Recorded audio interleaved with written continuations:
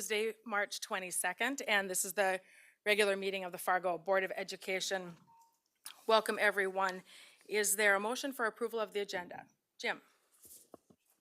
I'll move adoption of the agenda with the addition of the HR addendum to be added to item 6B that was located at our work location. Is there a second? I'll second that. All right, there's a second. I do have a couple of requests. The first request is in regard to an item that is on our business agenda this evening, level 3 grievance. The first paragraph on that memo, there's a reference to level 4. That should read level 3, which goes along with the memo.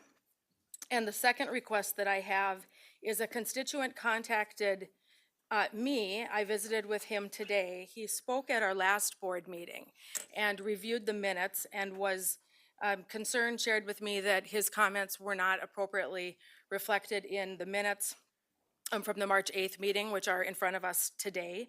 And so I visited with him wanting to learn more about how he thought those comments should be reflected. So I just want to read to you what I recommend we ultimately approve for those minutes. And the individual's name is Matt Kosak. Matt Kosak, who lives in the Fargo School District, shared concerns about the accuracy of the November 23rd, 2021 meeting minutes and asked for a written response as to why his public remarks were not accurately reflected. The part that would be added would be, and what the board would do to prevent that in the future. There was another part of the comments. He also shared concerns on governance process policy changes on the meeting agenda, and the correction would be, and asked for clarification on which memo was memo 92. So I would recommend that with the approval of the agenda, those two changes are made. Any discussion or questions? Okay, all in favor signify by saying yes. Yes. Yes. Yes. Opposed, same sign. The agenda is approved. And then we get to move on to a performance from students from the North High School Brass Ensemble. So welcome this evening. And is anyone making some introductory comments? Looks like it. Welcome. Hello, my name is Danny Boutain, and I am a part of the brass quintet from Fargo North High. And we will be playing Canzona Personare number 3 by Giovanni Gabrielli. And we'd like to take some time on behalf of all music students to thank you for supporting music in our schools.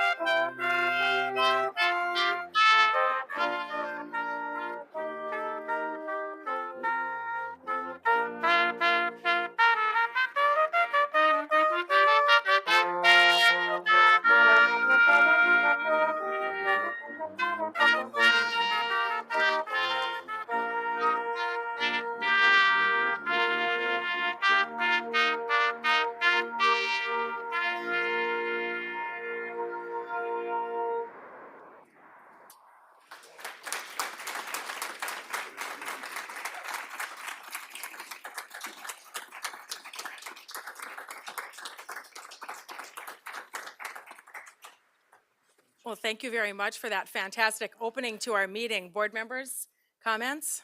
David? Encores? Extras? Yeah, that was really good. I wonder if, before you leave, if you could each introduce yourselves and tell us what you play. Thank you very much. Hello, my name is Abby Rudd and I play the French horn. I'm Alex Flores and I play the trumpet. My name is Evan Anderson, and I play the trombone. My name is Jack Rose. I play the tuba. And my name is Danny Boutain, and I also play the trumpet.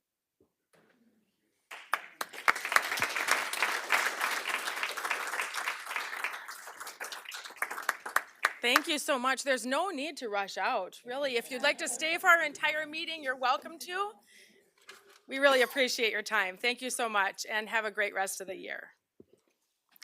All right, moving on, the next item on the agenda is the recognition of audience portion of the agenda. At this time, the board will hear comments from the public. We ask that each speaker who has signed up to address the board state their name and home school district for the record. Speakers must refrain from using this forum to criticize or complain about a specific employee or student by name. Vulgar or profane language will not be tolerated.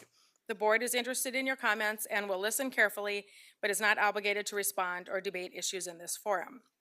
Should you desire a written response to a specific question, you may request it. This evening, each speaker will be allotted a maximum of 4 minutes. Upon conclusion of the allotted time, a chime will sound and the speaker will be asked to conclude. If necessary, a final chime will sound 15 seconds later, signifying the end of your time at the podium. The first person to speak, and we have 6 folks that have signed up to speak with us this evening, Krista Williams. Sure, if you would like to, that would be fine. We will go on to Matt Kosak.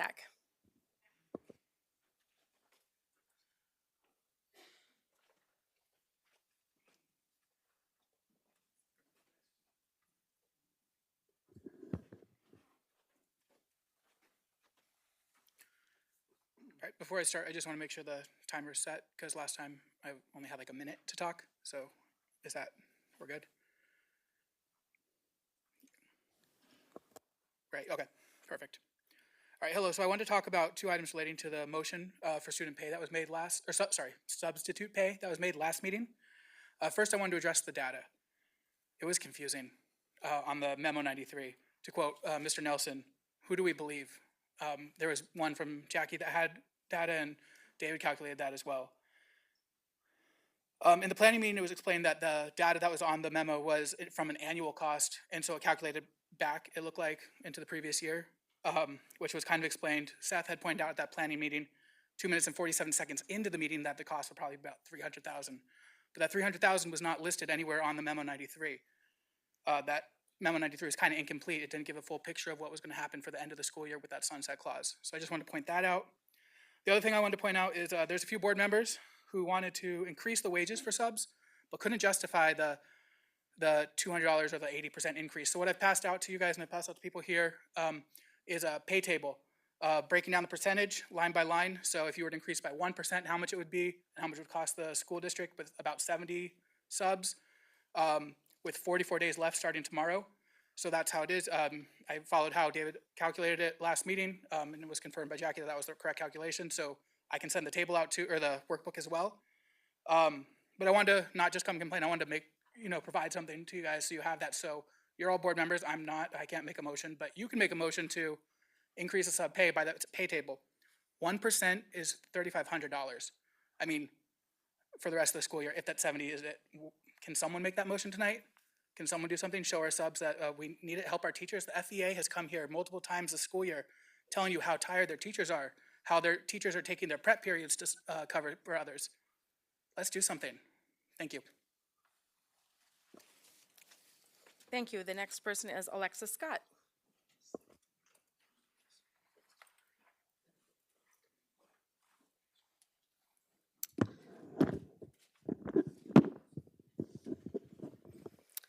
Hello, good evening. My name is Alexis Scott, and I'm in the Centennial Neighborhood District of Fargo Schools. So I'm here tonight out of frustration and confusion, along with many other parents and community members, trying to understand a little bit more about how we've communicated with leaders and board members About the staffing shortages, you all know very well and clear. It's hopeful that the last board meeting would set a better standard for livable wages for educators. Unfortunately, that didn't happen. We know that this isn't a permanent fix, but it would be something to try, since the district action over this issue in the last 2 years has seen no improvement. For perspective, my children have been shuffled into classrooms of 2 to 3 sections, bursting at the seams. Their classmates have gone without English language learning, math and reading, gifted and talented, due to coaches and educators being pulled to cover classrooms. Your educators are emailing me and telling me that they're showing up to classrooms at 7 a.m. to move desks to make sure that they can keep consistency for their students. Are they telling you that? I don't know if we can expect things to get better from learning loss if we can't keep some consistency in services and classrooms. Dr. Gandhi called this issue an operational crisis just a few months ago, and still here we are, no action, with people that can't seem to wrap our minds around equitable pay for people working with our children every day. I took it upon myself to look at the FEA endorsed candidates from the last election to understand why they would be supported by the FEA if we can't take action on equitable pay initiatives. So Seth, you actually mentioned that you believe teachers and support staff are the district's greatest resource. You had weeks to do simple math. Your 75% increase is not a reason for you to vote down equitable pay, it's an excuse. Nikki, you advocated for adequate compensation to show value for school personnel. Leaning on a non-existent magic checkbook did nothing to move this forward, and personally, I don't appreciate your remarks. They were condescending and did nothing to advance the conversation. If you're gonna come with action, have options. If you can't support $200. Tracy, you believe that teachers are the greatest resource for the district. You haven't responded to any of my questions or emails on this, and I've sent many. And I'm concerned that you truly don't have the time or commitment to advocate on these issues at this point. I want it to be clear that everyone should be held accountable when they're taking no actions on values they expressed so deeply in interviews, endorsements, publications. It's all over the place.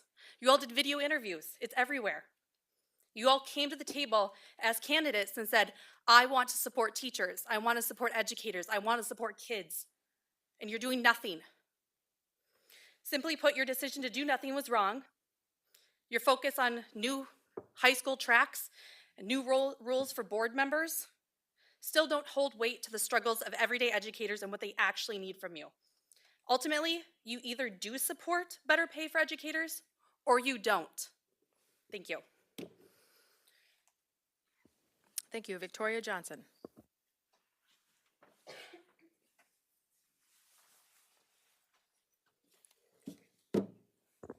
Hi, my name is Victoria Johnson. I don't have anything really important today, but I do want to say what Alexis just said. I will challenge each board member for you to give up your $1,000 that you get every month for the end of the school year to help those teachers to get more subs. So if that's the challenge, I want to see there's 9 of you, give up your $1,000 to show us that you care about the teachers and you want them to get the help they need so we can get more subs in the school.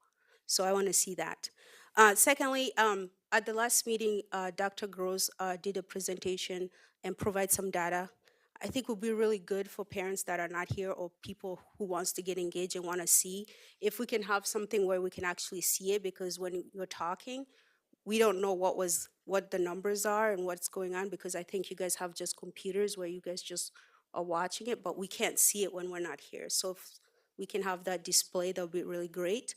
Another thing I'll ask is if you can make option for parents that cannot be here, community members who wants to get engaged, to be able to call in, because we have some people that may not have a transportation and want to get engaged and wants to be part of what's going on. And so if that can be an option for them to call in and share their concerns and address their board members. Thank you. Thank you. Grant Kraft.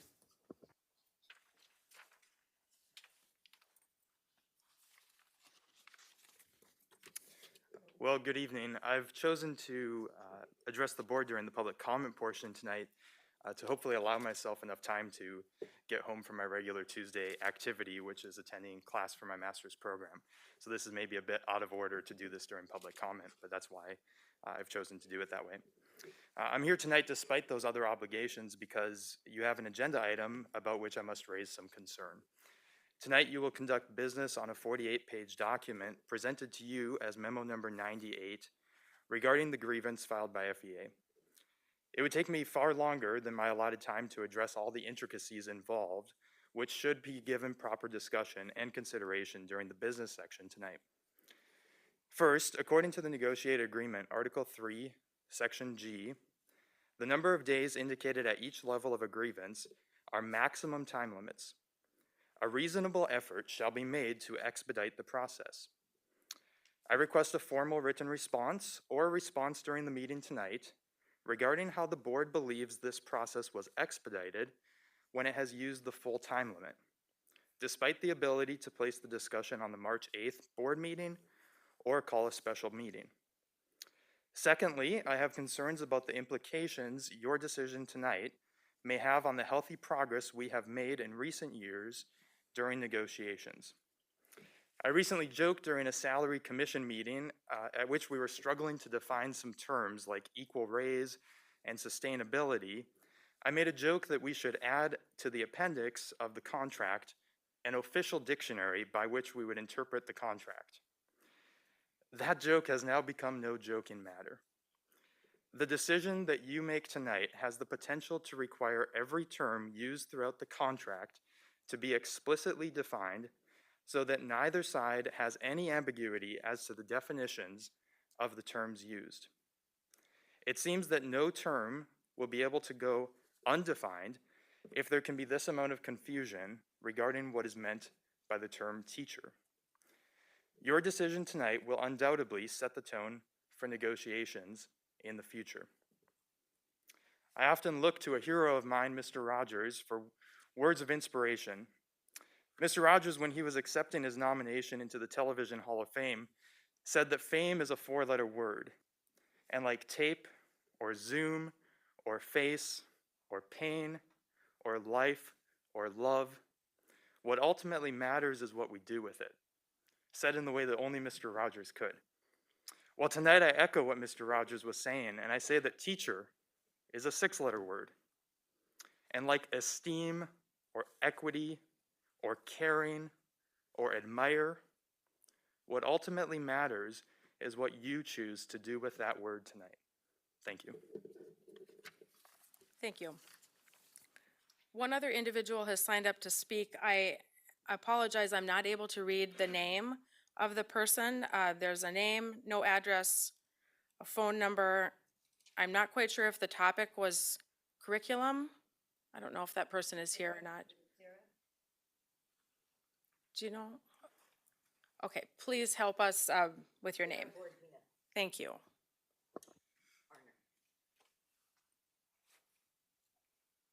I don't want to be here, and I'm here because you guys don't do your job. My child is not in school because she can't get registered. Been trying to get her registered for the past 2 years. She was exploited and abused by a person in the school. Just leave it at that because I don't want to name names. And then all of her teachers neglected her and have not answered a single response to her emails or anything. And to do this to a child, to shun a child for 2 years is a little too much. And Gandhi wrote the directive to have no teachers speak to her or him or me or her parents or any third party. So we are nowhere. And she knows she's supposed to be in school. I know she's supposed to be in school. All of our people, we're not from here. It's just my daughter and I here. And everybody's calling to come to her graduation. It's her graduation year. They're coming from England and South Africa and Israel and Canada and all across the United States. And we don't know what to say. I can't register her for school. And nobody will answer any emails. That's all I have to say. She's denied an education. It's not right. Thank you. That concludes the section for audience participation at the meeting this evening. We're going to move on to the report section. The first section is a STEAM monitoring report on world languages. Is James Erlacher here and Jill Berggren? Are you both here, I should say? I'm just gonna let her talk. Okay. Welcome. Hello, my name is Jill Berggren and I teach French at Davies High School. And I was here last year to tell you a little bit about the Seal of Biliteracy that we are now offering our students in the Fargo Public Schools District. And there are two parts to that Seal of Biliteracy. The students take a proficiency exam that they just started today. To show their proficiency in French, German, Latin, and Spanish. And then the second part of that Seal of Biliteracy is showing a demonstration of sociocultural competence. And so what we decided to do this year is create a project for our level 4 students to complete throughout the school year. And we wanted to share a little bit what we're doing with our projects. We've been working on them all year long. So as part of the demonstration of sociocultural competency, we're having our students use what they've been learning in the classroom about culture and language to demonstrate positive attitudes about different issues that are affecting all of us in the world today. And so there's a little description there of our project. It really is like a capstone project in that they start at the beginning of the year and then they work on it throughout the year, have a project that they have created together, and are presenting their project to a panel of evaluators. So the way we're doing this project is we decided to use the United Nations Global Goals that were developed in 2015. And there are 17 of those goals. And we wanted our students of different languages to be able to work together. So we have created small groups of students. There are students of German and Spanish and French that are all working together on one of their projects. They thought about these global goals and what they were passionate about and things they wanted to work on to make this a better world. And then they got together, did some research, and put together this project. So they're here tonight to tell you just a little bit about what they did. We have 18 different groups doing 18 different projects. And we brought 3 of them with us tonight to tell you about the goal that they were working on, their project, and where they want to go after they graduate from high school and have earned that Seal of Biliteracy. So I will let them introduce themselves and tell you about what they did.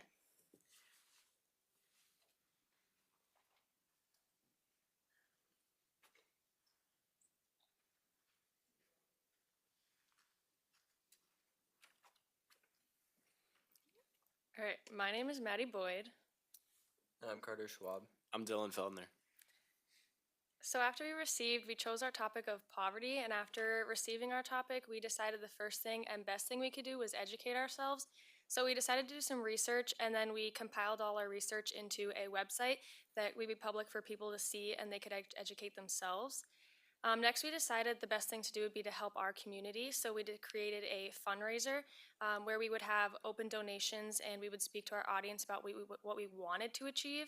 And Dylan's going to tell you more about that. So as Maddie said, through our project, one of our main goals was to not only educate ourselves, but also to educate others.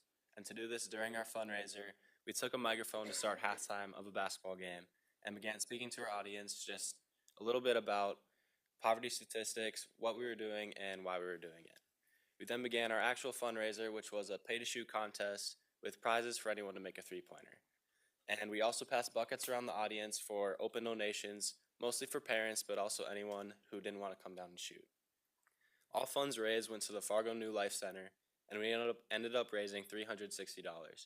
Since we waited to donate this money until Giving Hearts Day, the New Life Center ended up receiving $720. And then these were just a couple of pictures from our fundraiser.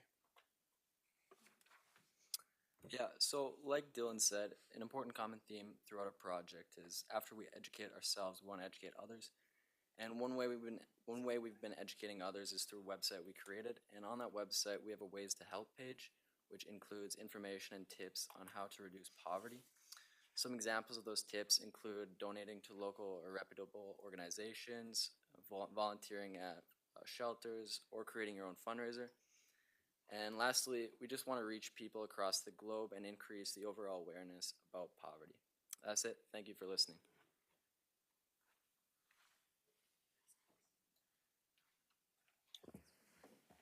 We have another group coming up? Okay. I feel like we might have some questions and comments from board members, so we'll do that after everyone shares. Welcome. Hi everyone, so we're the Life on Land group. I'm Natalie. I'm Abigail Lilly. I'm True Skyberg. Okay. Our vision is to protect life on land for future generations by creating a pollinator garden at Davies that will attract pollinators and educate on the importance of pollinators. Pollinators are important because they sustain our ecosystem and produce our natural resources by helping plants reproduce. Pollinators are not just beneficial to our community, but they're also important globally as they pollinate crops. So by protecting pollinators in our community, we hope to also help reverse the global decline of pollinators. So once we had this idea of doing a pollinator garden, we began researching, and we found that a really great resource for our research was ND Game and Fish. And with their help, we decided that we would include purple salvia, black-eyed Susan, common yarrow, and a couple of other plants in our garden. And next came doing steps to make communications to really ensure that this project happened. So we reached out to a fax teacher at Davies and we asked her if there would be space in the already existing garden to put these pollinators in, and she thankfully said yes. Then we continued to research a little more and we read the book No One Is Too Small to Make a Difference by Greta Thunberg. And this book really just led our group to have conversations about climate change, women in STEM, and ultimately what the goal of our project was. And now, kind of coming to today, we're starting seeds at my house for this project. You can see in the photo some of our seedlings, and I have growth lights, which you could see in these purple lights. And so that's what we're doing, and we're hoping that we can put these plants in the ground once there is no more threat of frost. So what have we accomplished? We have created a pollinator garden that has 6 different types of flowers to ensure that pollinators in the South Fargo area will continue pollinating our crops for continued vegetable and fruit production. To prepare for this project, we have created an informative and creative website that includes everything you need to know about our project and the importance it has on our local environment. We have also done research, read a book, and had a guided group discussion on our project in order for outside viewers to understand what our global goal is. How have we changed? Before we started this project, we didn't know that much about what was environmentally happening on Earth or how to make a difference. But now that we are fully educated on the topic of life on land due to our research, we understand the importance and urgency that is needed in order for us to fix the mistakes that we have made on the land of Earth. We now realize that we should think about the impacts we have on future generations than only focusing on what we can take from our land. So, for future possibilities, as most of our plants are perennials, this means that they will keep coming back for future generations to see what we have accomplished and hopefully spark the initiative for them to also help our environment. We hope that our pollinator garden will also provide pollinators to increase crop production, which will make maintaining and growing crops easier on future generations. Overall, we expect that our garden will start to pave the way for a healthier environment in the present and the future. Thank you for listening. Thank you.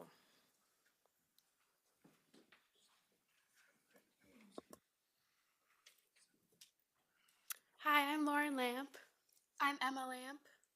And I'm Taten Axman, and our 4th group member, Eli Mock, was unable to make it tonight. So for our project, we had all done some background work with like Feed My Starving Children, the Great Plains Food Bank, organizations like that, so we knew that we kind of wanted to do something in the area of hunger. So we got the group, or the assignment of hunger, and in October, November time, we started to do some research. Some of the biggest things that we found was that there's 38 million people food insecure in America, 273 million are hungry worldwide, and the biggest thing that at least hit me the deepest was that a child dies every 10 seconds from hunger. I mean, let that sink in for a moment. Mother Teresa once said, if you can't feed 100 people, feed one person. So if we can't feed 273 million people, maybe we can feed 200 people. So for our project, we decided to bring volunteers to the Feed My Starving Children mobile event here in Fargo. So first we had to advertise. So we posted on social media and we went out around to all of the language 4 classes at Davies High School and advertised for our project and encouraged students to come and help to pack food. And the picture on the right is Tayton speaking at the North Dakota Association of Honor Society meeting at Davies High School. And the picture on the left is Tayton also on career day speaking with Amy, the event coordinator for Feed My Starving Children. So we gathered 70 volunteers for this Feed My Starving Children event, and we all contributed to packing food that's going to be spread all over the globe. And we also resulted in 140 hours of service hours for our community as well. And here are some pictures. So this is the first group, is the picture on the left. And here's some more. And this is our group on the left, and then the group on the right is the second group we brought. So the first session, we had 35 volunteers that we brought, and our group contributed to packing 522 boxes of food, which totaled 112,000 meals and 308 children fed for a year around the globe. And in the second session, we also had 35 volunteers, and we totaled packing 426 boxes of food, 92,000 meals, and 252 kids fed for a year. Thank you. Now is time to open up for questions. Fantastic, everyone. Thank you so much for those presentations. Board members, questions, comments? Jim? I don't really have a question, but I'm one of the older people in the room, and I just want to tell the 9 of you, and please share it with the gentleman that couldn't come, that you just made me smile, because my future is bright because of folks like you. Thank you, thank you, thank you. Incredible.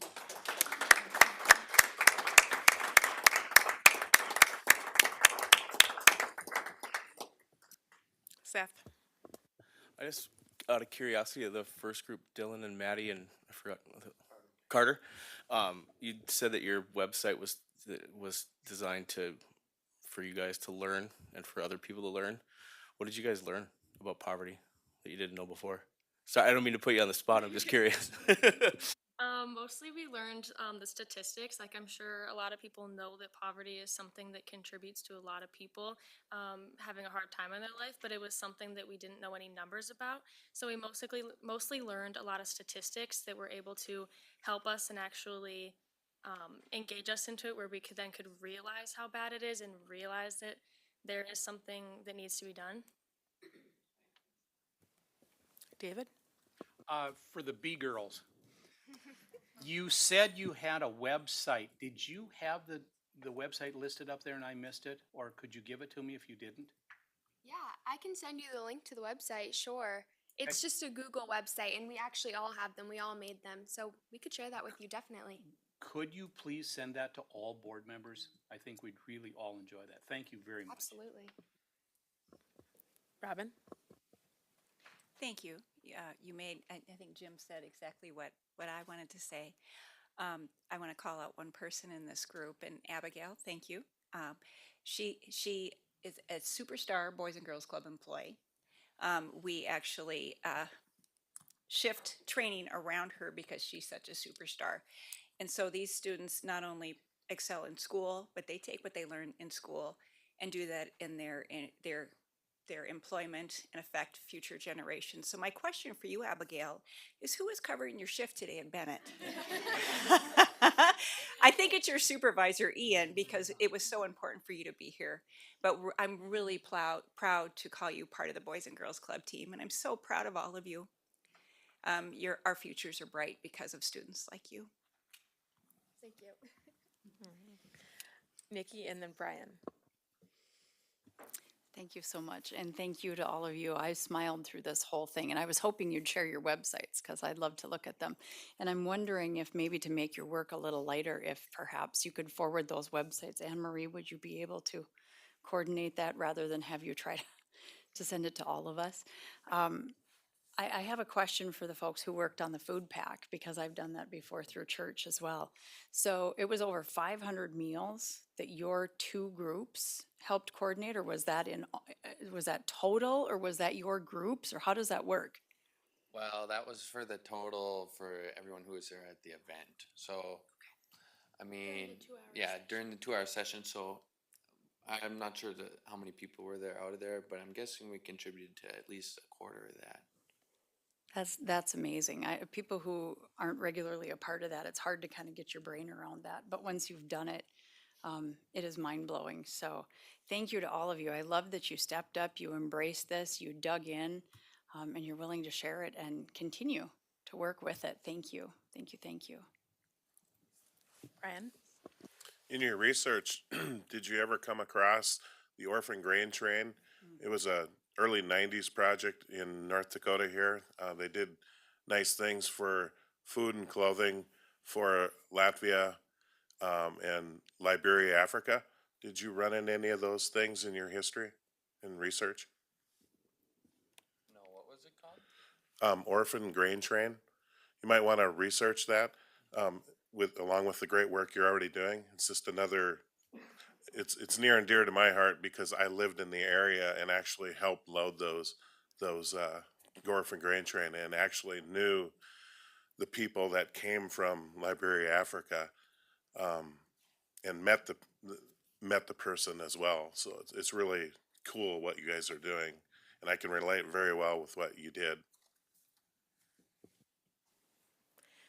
How about any challenges that you had? Any of you that would like to speak to that, and where you think you'll take the information and the experience that you had moving forward in your life, even thinking just about the next couple of years? Anyone?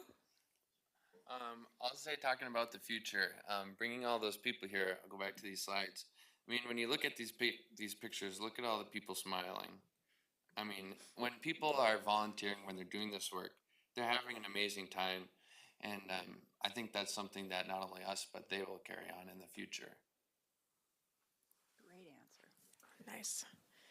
You are all wonderful examples of work that's being done throughout our school system. Thank you so much. And you've impacted so many lives from the work that you've done and that will continue to go on. I'm sure you are inspiring many others to, go forth and do some of the work that you've been doing. And I was teary-eyed throughout this and happy tears. So we are so proud of you. Thank you for being here. Have a great rest of the year.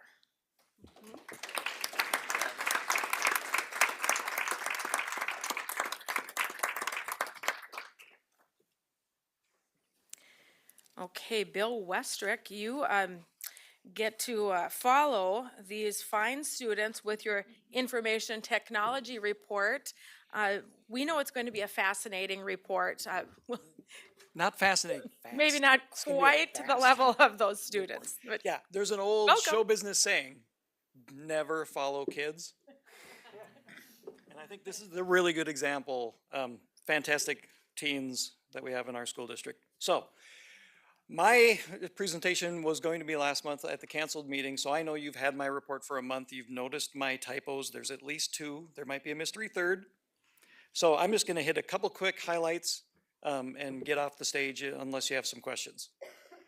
The highlights I want to make sure you're aware of are we've expanded our help desk a little bit more with all of the devices we have in the elementaries. We have now made sure that there are set days of the week and times of the day where these schools know that the same person's going to be showing up to help them with their technical needs.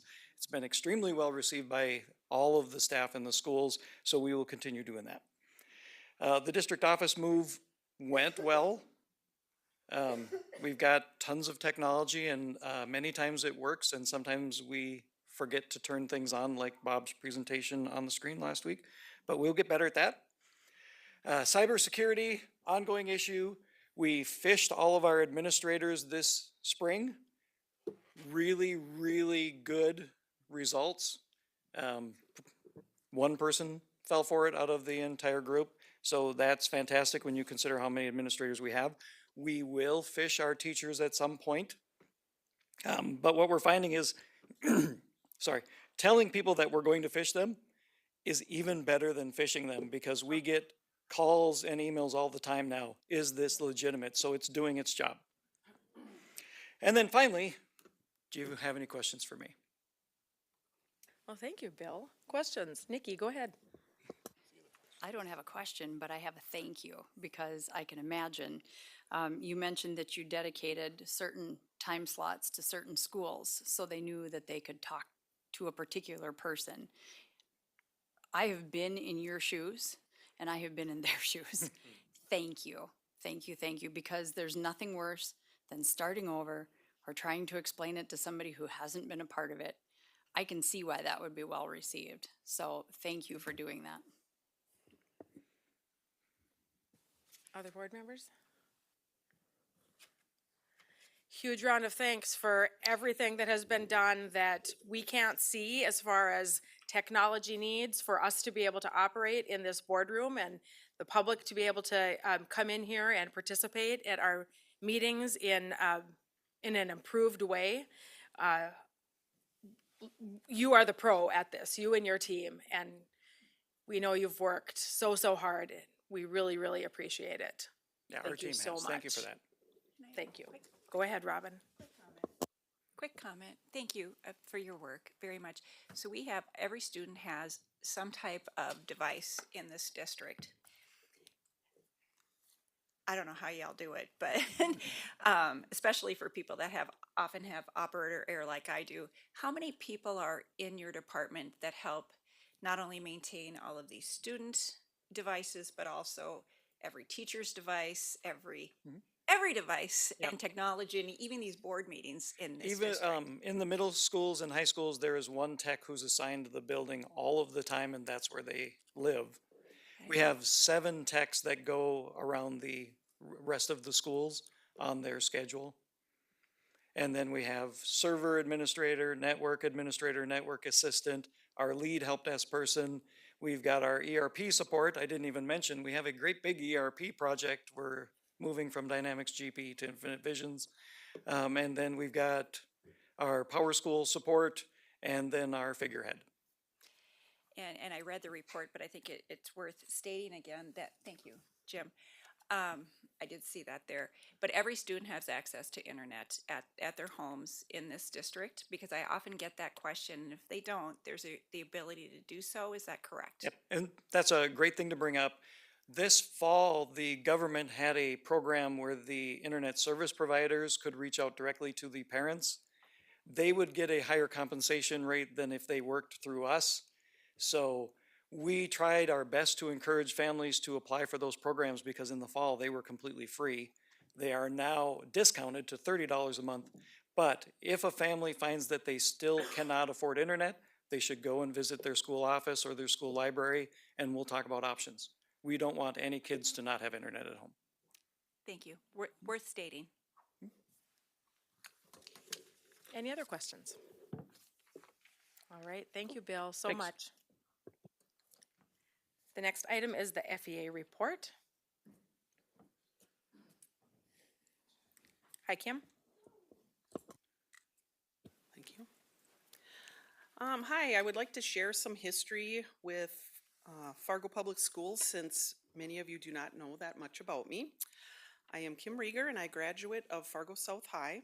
I have taught in Fargo Public Schools as well as coached 3 sports for 29 years. I've been on local, state, and national boards and committees. I'm currently serving my 6th year as FEA president and have collaborated with 5 different superintendents. I tell you this tonight as I stand up for students and staff of Fargo Public Schools. FEA believes, FEA believes we all want what is best for the district, and I am not here to stand against, but to stand up for those who can't. I enjoy my work as a teacher and as FEA president, which I represent almost 900 members. The challenges that both positions offer have rewarded me in many ways. Our spring break was a much-needed recharge for all staff. FEA is hopeful that the current makeup of the calendar committee will continue as it has in the past. Staff are very happy to be seeing administration from our district office filling in and subbing throughout our district. I am pleased that through our monthly meetings with Cabinet and FEA that we were able to make this happen.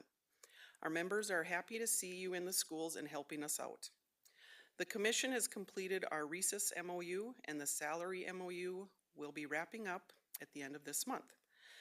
FEA wants to thank Fargo Public Schools for honoring the many different positions on Facebook, like our custodians, our SRO officers, and teachers and ESPs. It's really nice to see them being recognized. Our teacher appreciation will be coming up May 2nd through the 6th. We just put our retirement social up for FEA, will be May 17th, so I will be sending you an invitation to that. And then our final question, I guess, is just to check when and if you've gotten any dates for our bargaining session in the fall. Thank you, Kim. And at our governance committee meeting coming up this week, that the item regarding the training is on the agenda. So you'll learn more after that. Thank you. Dr. Gandhi, Superintendent report. Thank you. I will start first just kind of in response to FEA. Administration continues to be grateful for FEA and the work that they do as well. I echo Kim's sentiments that I think, at least I served on the salary commission, there were very good, challenging conversations, but really moving the district in the right way. And I know that Bob and Missy have expressed the same things about the recess commission moving forward as well. We also know that over the last couple of negotiation cycles, as we looked at labor shortages and other needs, as we deal with more complexities in the district, we've looked at a lot of different things and learned a lot of different things during COVID. So we hope to continue working with FEA, and I think we've even shared recently that we're looking forward to maybe looking at, from the FEA's perspective, what would be an ideal schedule for elementary teachers, because I know some contract language this year is going to be something that we've worked through in terms of not only the defined day, but how some of the extra duties that teachers are given and how that plays out. So that's something that we look to continue working towards as well. I have about couple of things on my superintendent's report today. First, just a quick update that the current calendar committee has concluded their work. Brian Nelson was part of that calendar committee. And then the next step in the process was to share with the PTO president or get the opportunity for them to provide feedback.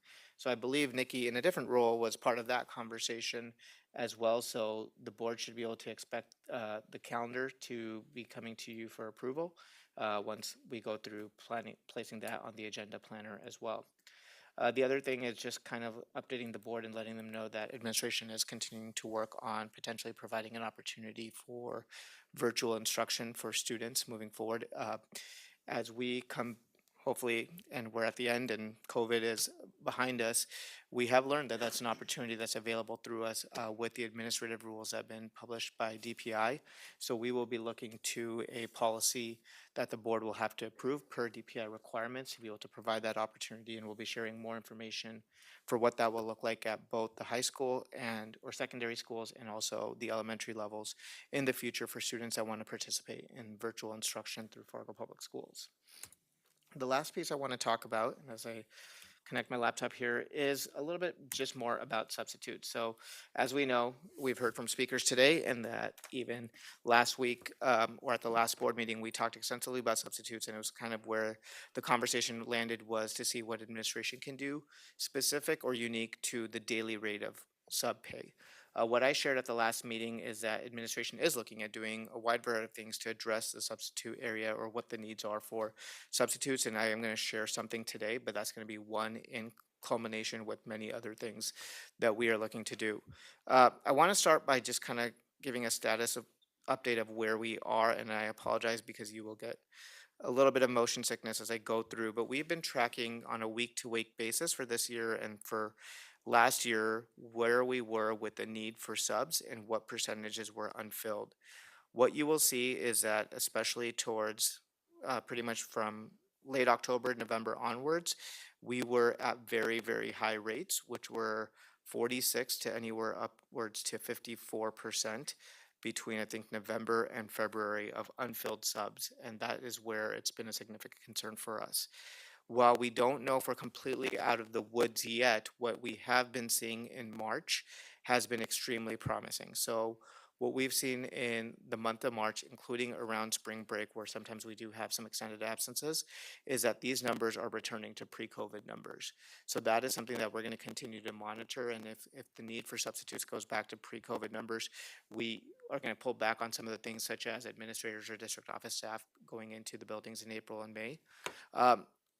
These are percentages. Numbers wise, another thing that we've done is, as we've talked about in the past, is that our strategy has been to invest in long-term subs and keep upping long-term substitutes because they not only have the ability to be benefited, but they also have the opportunity to get paid on the teacher salary schedule, which is starting at $43,000 of annually, depending on where their experiences are. So as of now, we have now hired 40 long-term subs. So what Brenda Fisher, our absence manager, has shared with us as a district is that on average, we're needing about, even where we have needed, and those numbers are declining now, are about 70 subs a day, which 40 of them will be filled by our long-term subs.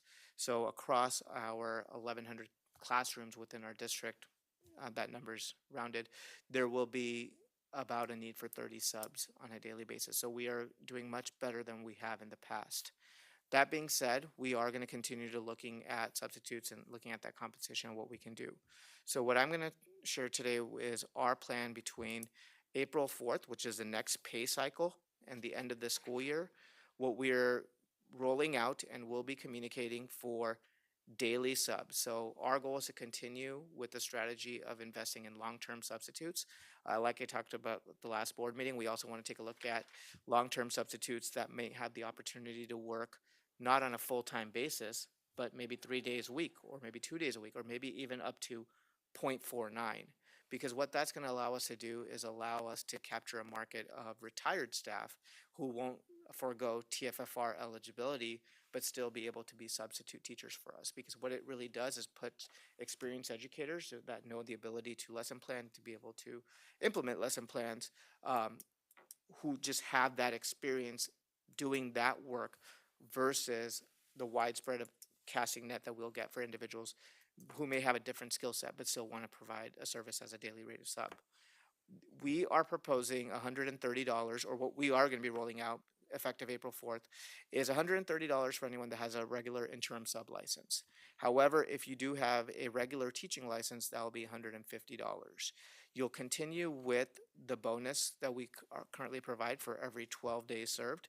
So ultimately what that's going to come down to on the spreadsheet, when you include the bonus for that work, comes out to a compensation that you see on the spreadsheet here, and then after every 12 days broken down in this column here as well. So administration will be rolling out between now, starting April 4th through the end of the school year, a new sub rate for a daily rate of subs, which will be $130 for individuals that don't have a regular teaching license, $150 for individuals that do have a regular teaching license. Once again, we're just trying to take that same pot of dollars available for us and trying to figure out what's the best strategy. The reason that this sunsets on May 26th at the end of the year is because we want to take a more comprehensive approach this summer and take a look at that. Look at substitutes and what's the best way to align our dollars with the individuals that we want serving as a substitute for a classroom teacher. That may look at a multiple tiered system. One of the things that we are currently in partnership with, and it might be part of one of your upcoming presentations when we're presenting on our results around community partnership, is a program that we are currently finalizing with Valley State University, which is their entire junior class that is taking their education programs, working towards being certified teachers, will be renting spaces from Fargo Public Schools 2 days a week to do their coursework here. Their professors would do it out of our buildings, and then that entire junior class will then sub for us 3 days a week. So that is something that we expect, or we're really, it's looking very promising for that to launch next fall, along with continuing to offer at least 40 long-term subs, if not more. And then we're also looking at different things to do, such as we've had conversations around hiring staff that might start as a substitute teacher and then potentially have an opportunity for a permanent position in our district, because we really want to continue investing within our teaching force. A big reason that we talked about the daily rate of sub last week and making sure that we wanted to be equitable across our pay system across the board is that we didn't want to forego and forget about our current staff that have been stepping up, and you've heard about that on a daily basis. So one thing that will not substitute, that will not sunset, that will move forward is going to be the increase in compensation for our in-house subs. So effective April 4th, again, the next pay cycle, all in-house subs, which are our current substitute teacher or current teachers giving up planning periods to sub, will be paid at $150 at that rate, and that's going to stay in perpetuity. So that is something that administration will be rolling out moving forward effective April 4th. Last thing that I had on my update actually was the virtual academy. So that's it. Thank you, Dr. Gandhi. Questions? Nikki and then Robin. Thank you, Dr. Gandhi and Cabinet, for coming up with an option, an opportunity, something to try. I am very grateful for this. We all know how critical all of our staff is, substitutes and our onboard staff.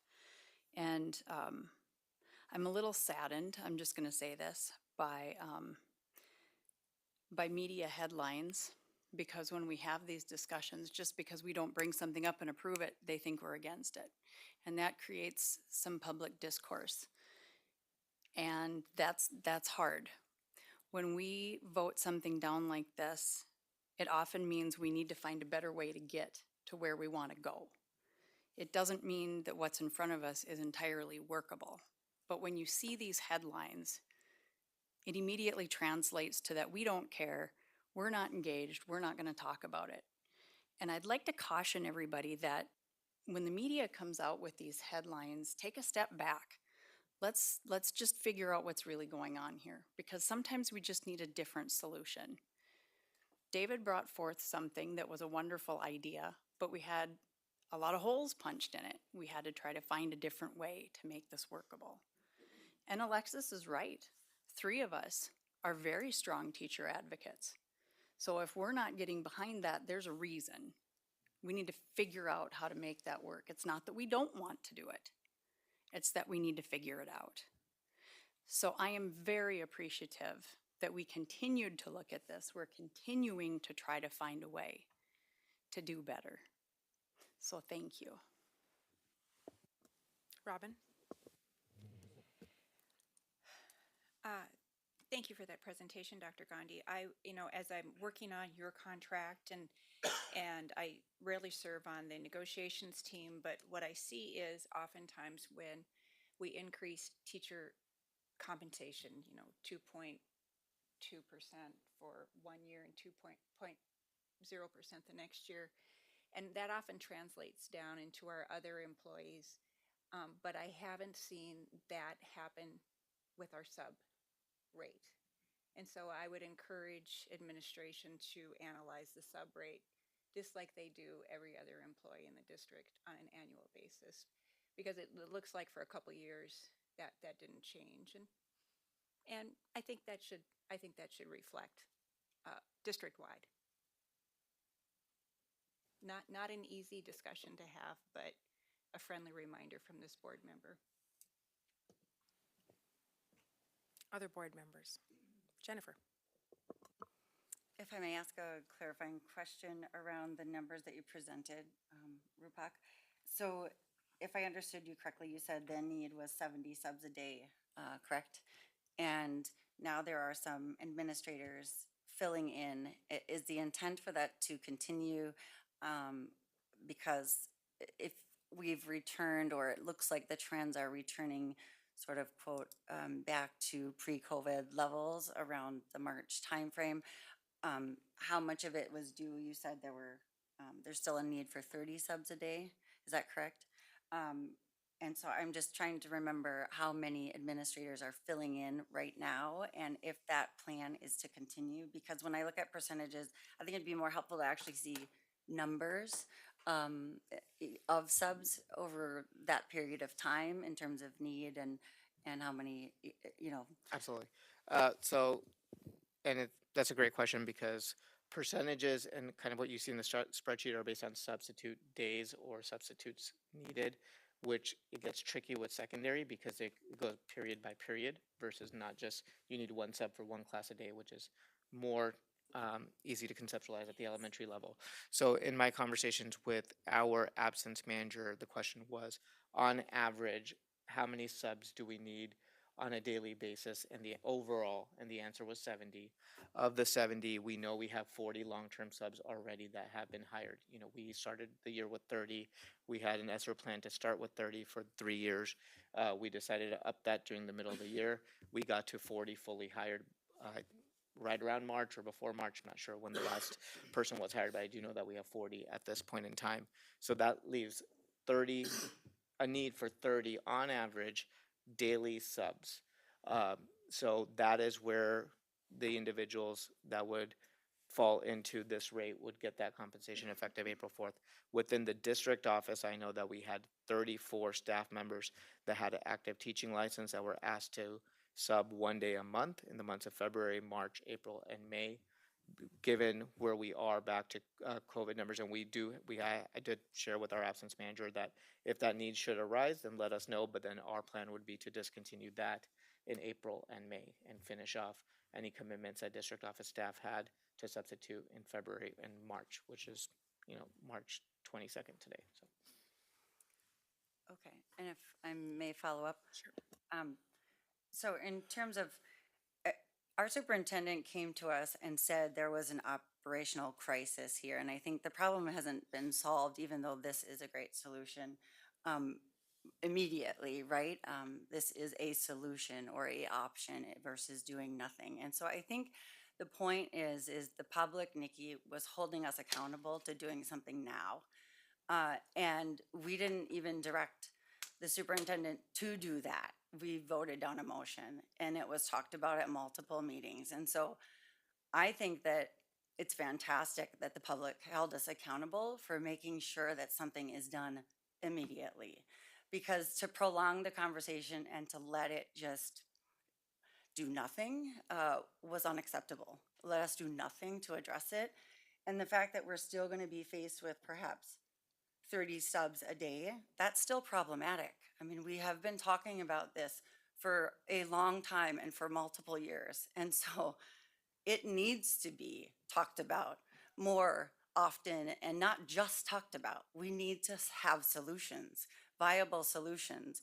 And the fact that it rose to the level of defining it as a crisis for our students and our teachers, and we still sat on it for months, I think the public is saying is unacceptable, and they're right.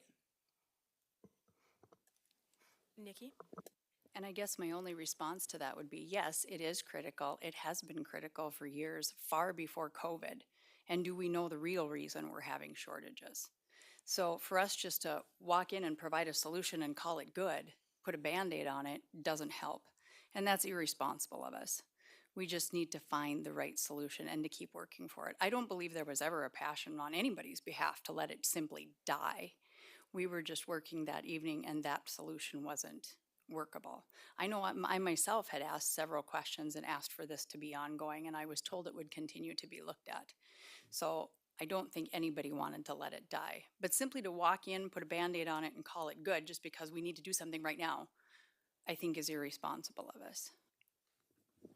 Thank you, Dr. Gandhi, for the information that you provided. And you've ensured to us and to the community that throughout the summer months, this is going to be looked at in even a more broad, in-depth approach. And so this is something that, you clearly heard comments from the board at the last meeting. I know that this was not something that only arose from that. It's something that administration has been looking at and studying for a period of time. So this has not been sat on and not addressed. These are very, very big issues. This is one very, very big concerning issue in the school district, and coming up with solutions sometimes takes some time. Sometimes takes more time than we would all like to have it take. But this is an approach that administration feels is going to be able to work until the end of the school year to help us address those shortages. Thank you again for the time that has been put in and sharing the information, and we'll look forward to more comprehensive updates as the summer months progress. Thank you. David? There's nobody that's more heartened to see something done than I am, because this has been a passion of mine for a long time. However, I'm a little, I think it's been pointed out several times, this is immediate. Therefore, I would like to make a motion that this new substitute rate go into effect March 23rd, which is tomorrow, rather than wait till April 4th. Is there a second? I'll second that. All right, David, go ahead. Well, I'm looking at the difference between April 4th and March 23rd. There are 8 school days that those teachers, those substitutes will be still working at the old abysmally low salary. And I think this would give us an opportunity to award and reward those people as immediately as we possibly can. I know I'm asking something more of the business manager, but our business department is managing the salaries of well over 3,000 people.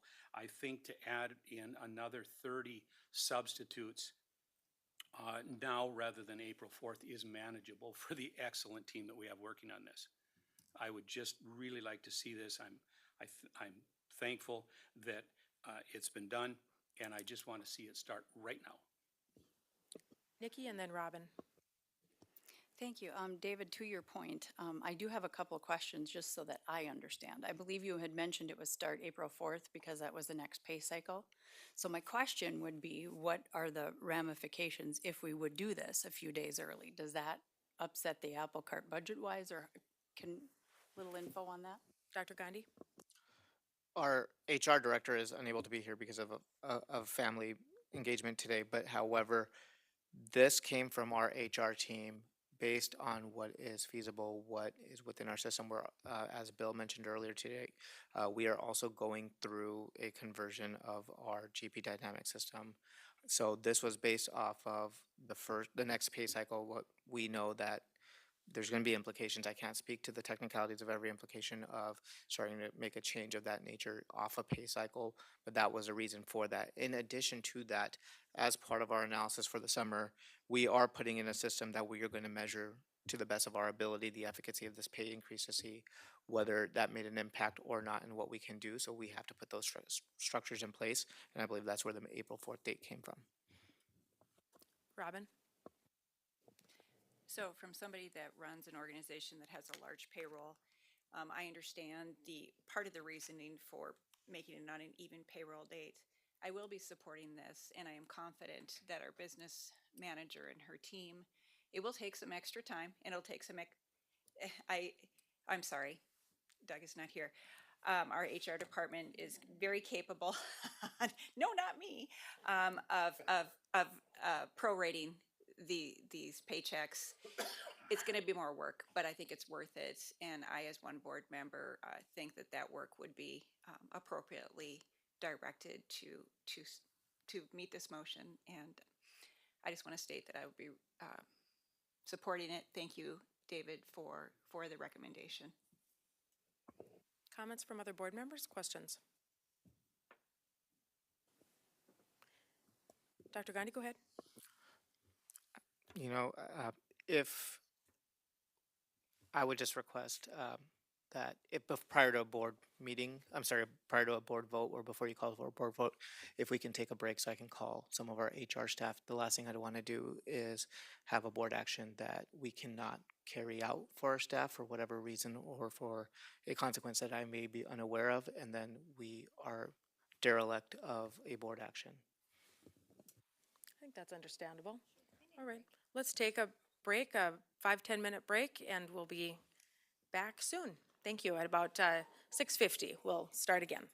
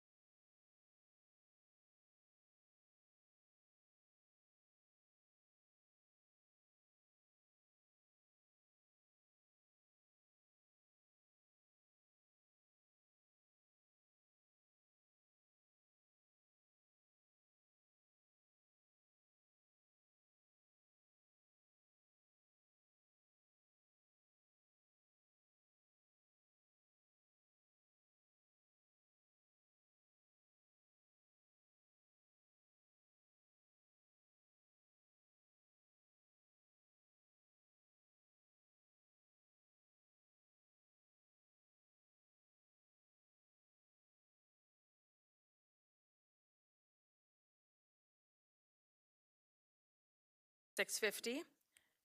And we have a motion that is being considered right now. Anne Marie, would you please read the motion to us? Sure. The motion on the floor is to have the new substitute pay level go into effect tomorrow, March 23rd, instead of waiting to take effect on April 4th. Thank you.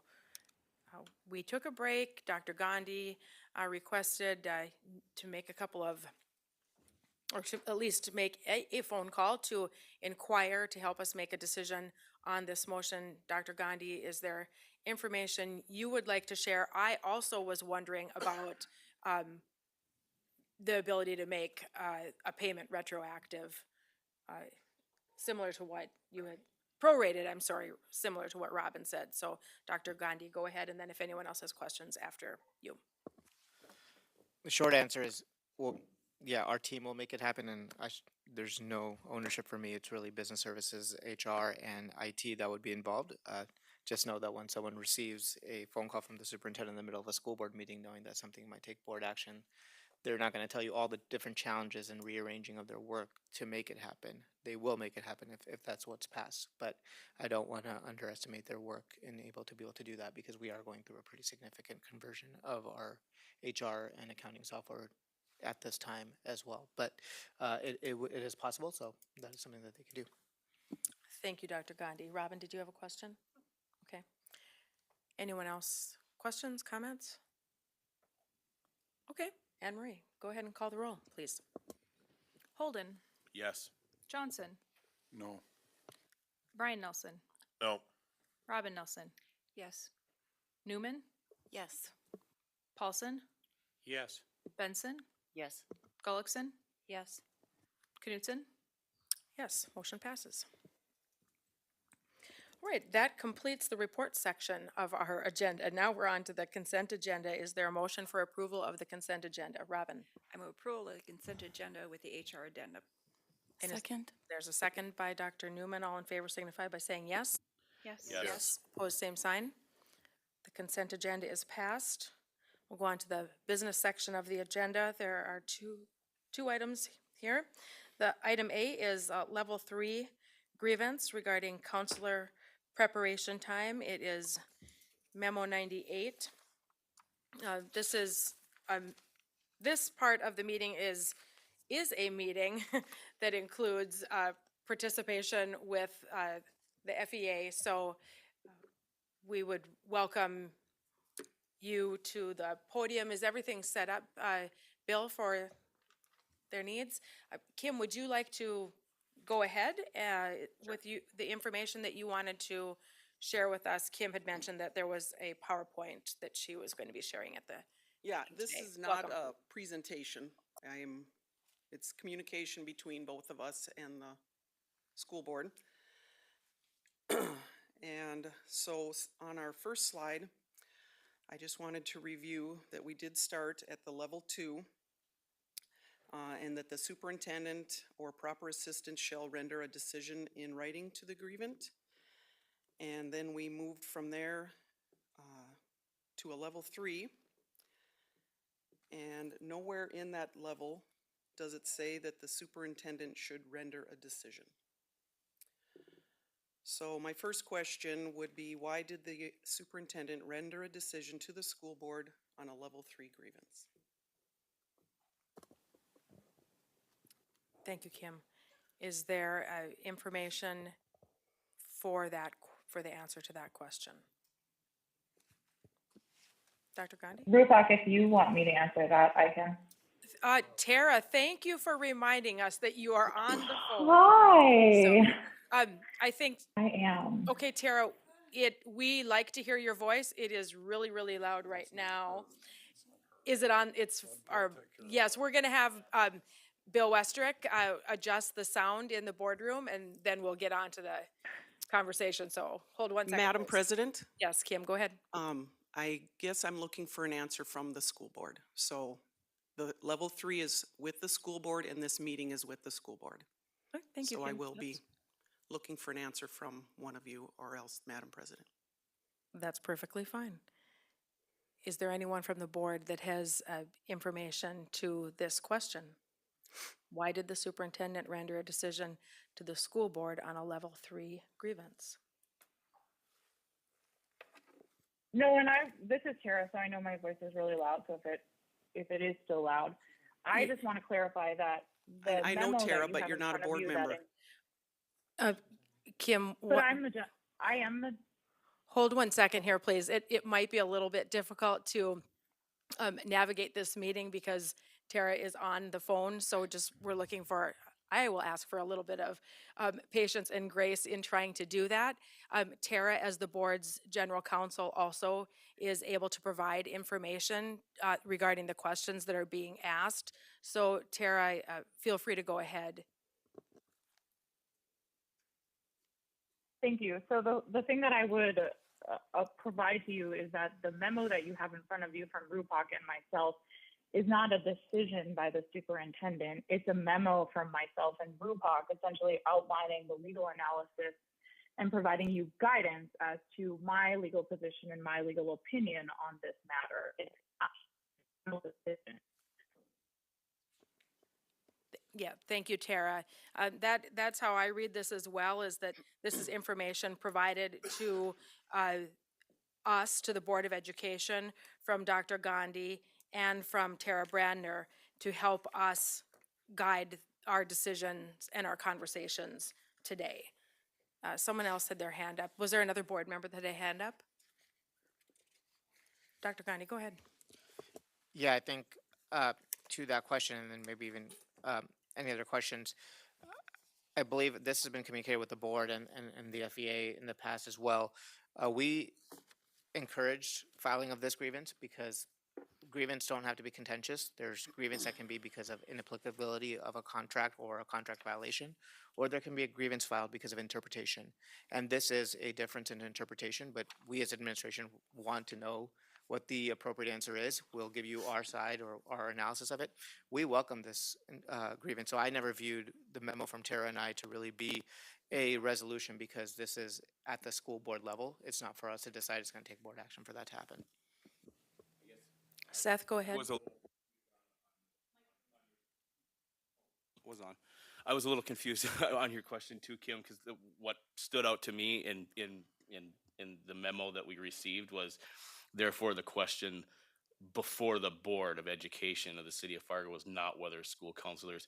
That paragraph kind of showed me that it was that what we were going to be discussing here today is that determination of whether or not school counselors are considered teachers for the purposes of negotiations. Instead, that's the part that I thought that we were going to be all discussing here today, and that I didn't see that as a solution from administration, but more letting us know what we're going to be deciding today. So I was confused. I wasn't trying to ignore you or not answer you. I had to look up that I guess paragraph because quick. there is a conclusion with findings, so it's a level 3 and it's submitted to the school board. So, and the meeting requested is with the school board. And there are a variety of documents included here with information and findings supported or supplied by the Education Association as well. So what I would say is that there's a variety of pieces of information here with findings, all with recommendations for us to take under consideration. We do have in the information from the Education Association the desired, I believe, resolution. Yep, it's a remedy. And that is something for us to consider in this meeting. And so I am going to work to facilitate as much as humanly possible our dialogue, and I'm going to need to rely on fellow board members to participate in the conversation. If board members don't have any questions right now, Kim, go ahead. Sure. Okay, this statement on the next slide was included in an email that Dr. Gandhi sent to our past FEA president of January 2021, and stating that the counselors have worked with their supervisors since this fall. And so that bottom part right there is in the email from Dr. Gandhi.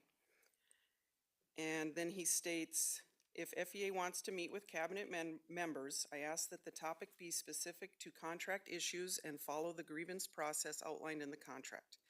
Meetings can be set up as needed through the appropriate cabinet member's assistant.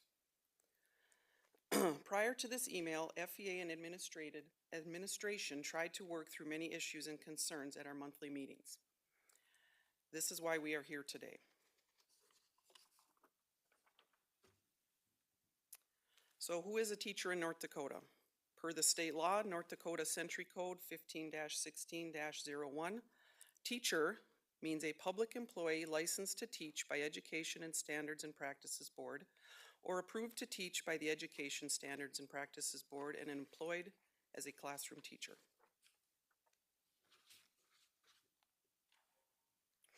I know you've been given many different court cases. So this Hilton versus North Dakota Education Association from 2002. The Attorney General's opinion is also supported by the legislative history for North Dakota Century Code, Chapter 15-38, which was enacted in 1969. It is introduced that teacher was defined to mean and include all public school employees certified under Chapter 15-36 of the North Dakota Century Code without a reference to the phrase and employed primarily as a classroom teacher. This is why North Dakota Attorney General's opinion of 1974. Thus, it appears to me the requirement of being employed primarily as a classroom teacher was to distinguish the individual from the administration. Any questions thus far? Any questions from board members? Oh, go ahead, Kim. Back to our Hilton case. Hilton was a counselor who was certified under North Dakota Century Code, Chapter 15-36. Teacher's certification.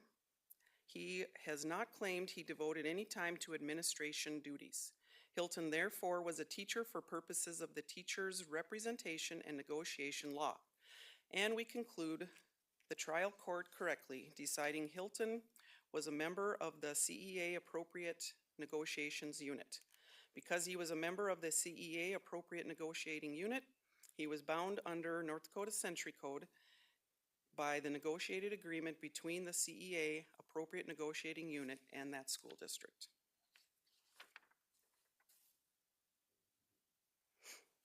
North Dakota 2021 Employee Compensation Report.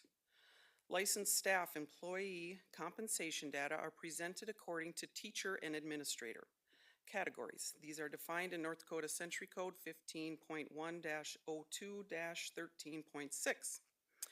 Teacher positions include the following: coordinator and counselor.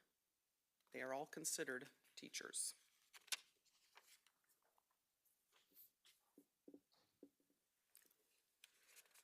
In our Fargo Public Schools negotiated agreement, Article 6, teacher assignment.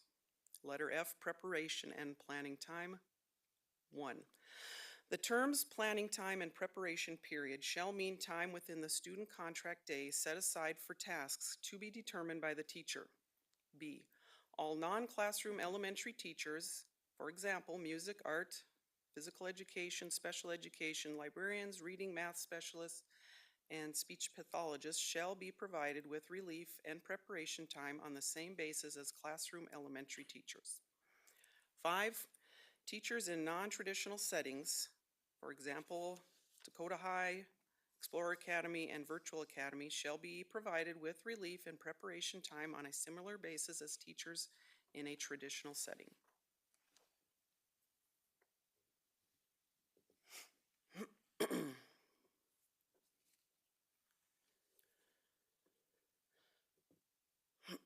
Excuse me. So this top part that is highlighted is two different areas in Tara and Dr. Rupak's response, and both of them have different descriptions of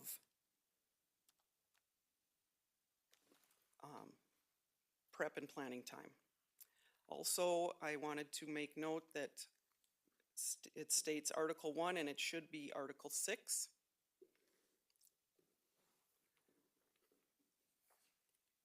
And so again, it relates where we must follow what our contract states. So I put that in again, our preparation and planning time and the negotiated agreement.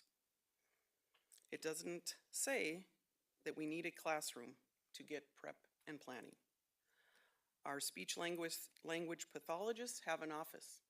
They get prep and planning. Librarians and counselors have an office, and they deserve prep and planning. FEA considers a counselor's office as their classroom.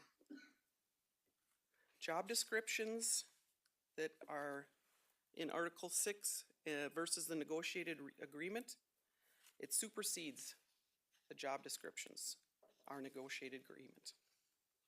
Any questions on this area or discussion? Robin did indicate she has a question. Go ahead, Robin. On the slide, Kim, did you say this was a memorandum from Well, I took administration? two different parts from the memorandum from RUPOC Okay, and so, Tara. so this is amender, and this is part of the contract. So the two pieces are found in the 4-page response, and then preparation planning that's highlighted or bolded is in our contract. Thank you. Anyone else have questions at this point? Jim, do you have a Oh, I question? have questions, but You're gonna hold off? I think Kim's trying to get through her presentation, and then we can have open discussion, or do you want the discussion? It can go, yes, go, I would be happy to answer. My question is, because you and I have been at this for a while, Kim, We this have. section of the contract, although it might have been tweaked, has really been here for a couple of decades. It's my understanding counselors have not been getting prep time in the past. Why has this not been a grievance before tonight? Well, that I have an answer in a couple slides. I'll wait.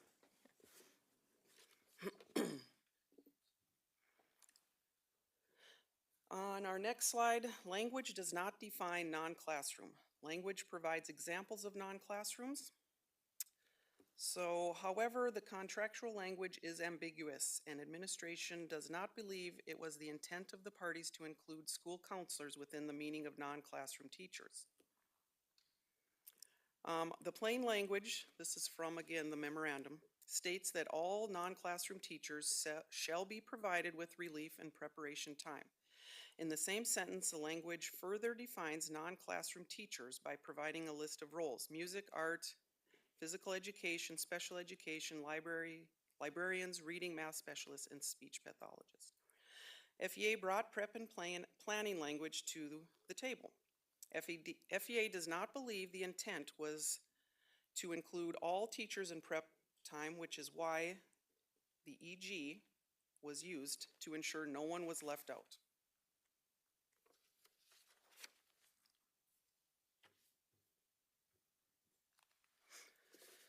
Intent. So the top portion is also written from what Tara and Dr. Gandhi have written.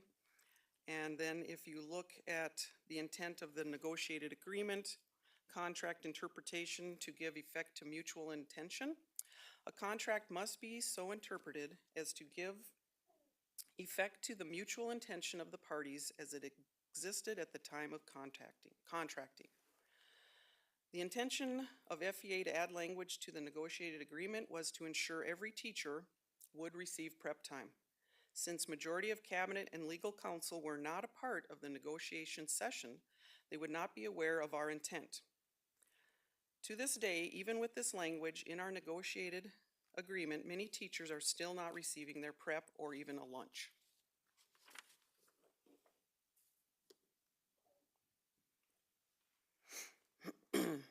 So on the grievance procedure, Article 3, A, purpose is to enable teachers to express a complaint about the administration of this agreement with the assurance that the complaint will receive prompt attention by persons who can remedy it if necessary. This is clearly a disagreement regarding the interpretation. So on B, definition of a grievance, any disagreement regarding the interpretation or application of a specific provision of this agreement. This issue was brought to the attention to the FEA this fall, and talks started because of it. Once FEA was aware, we started to work towards a solution. So past practice might work if we were aware and did nothing, but this is the first year we were aware of the contract violation. There's your answer.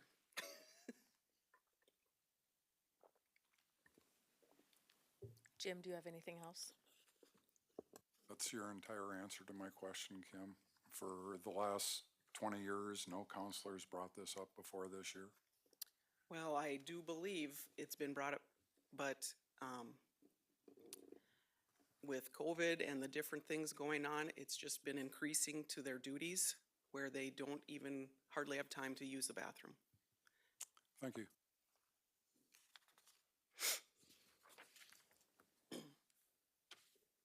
Go ahead if you have more. Feel free to go ahead. Yep. Past practices for Fargo Public Schools. Past practice shows that counselors have received overload pay, the same as a classroom teacher as defined in our negotiated agreement. 2 examples. When North High was short a counselor, the others received overload pay the same as any teacher. And my second example was when a counselor was on leave, another received overload pay the same as any teacher.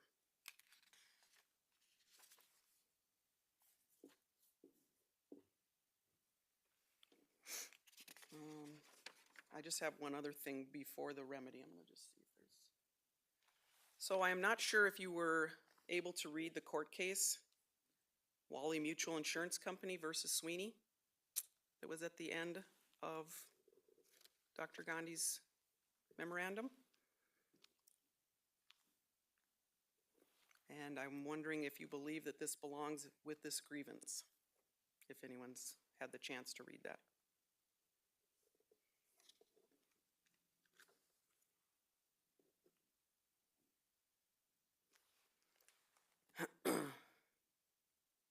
Well, a small part stated is, however, it is well established in North Dakota that because an insurance policy is a contract of adhesion, any ambiguity or reasonable doubt as to the meaning of the policy is to be strictly construed against the insurer and in favor of the insured. FEA does not, as we feel that we have a mutually agreed upon negotiated agreement and that we are equals with this agreement.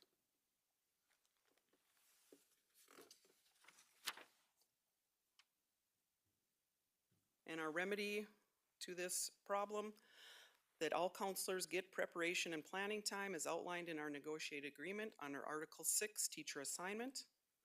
And second, if for any reason a counselor is not able to have preparation and planning time as outlined in Article 6 of the negotiated agreement, that they will be paid at the in-house substitute rate for each preparation and planning time missed. Kim, I have a question. If the 2 suggestions for remedy were to be agreed upon, is the request for in effect immediately? Is it for the length of the current contract? What, help us understand that, please. Well, this would be what any teacher gets currently. So it should be in effect now and going forward because they are under the North Dakota ESPB classified as teachers. As the contract is understood by the FEA. No, that is the law. They are licensed through ESPB as a teacher. And so they would be under our teacher agreement, as they have been their entire careers. Thank you. Seth?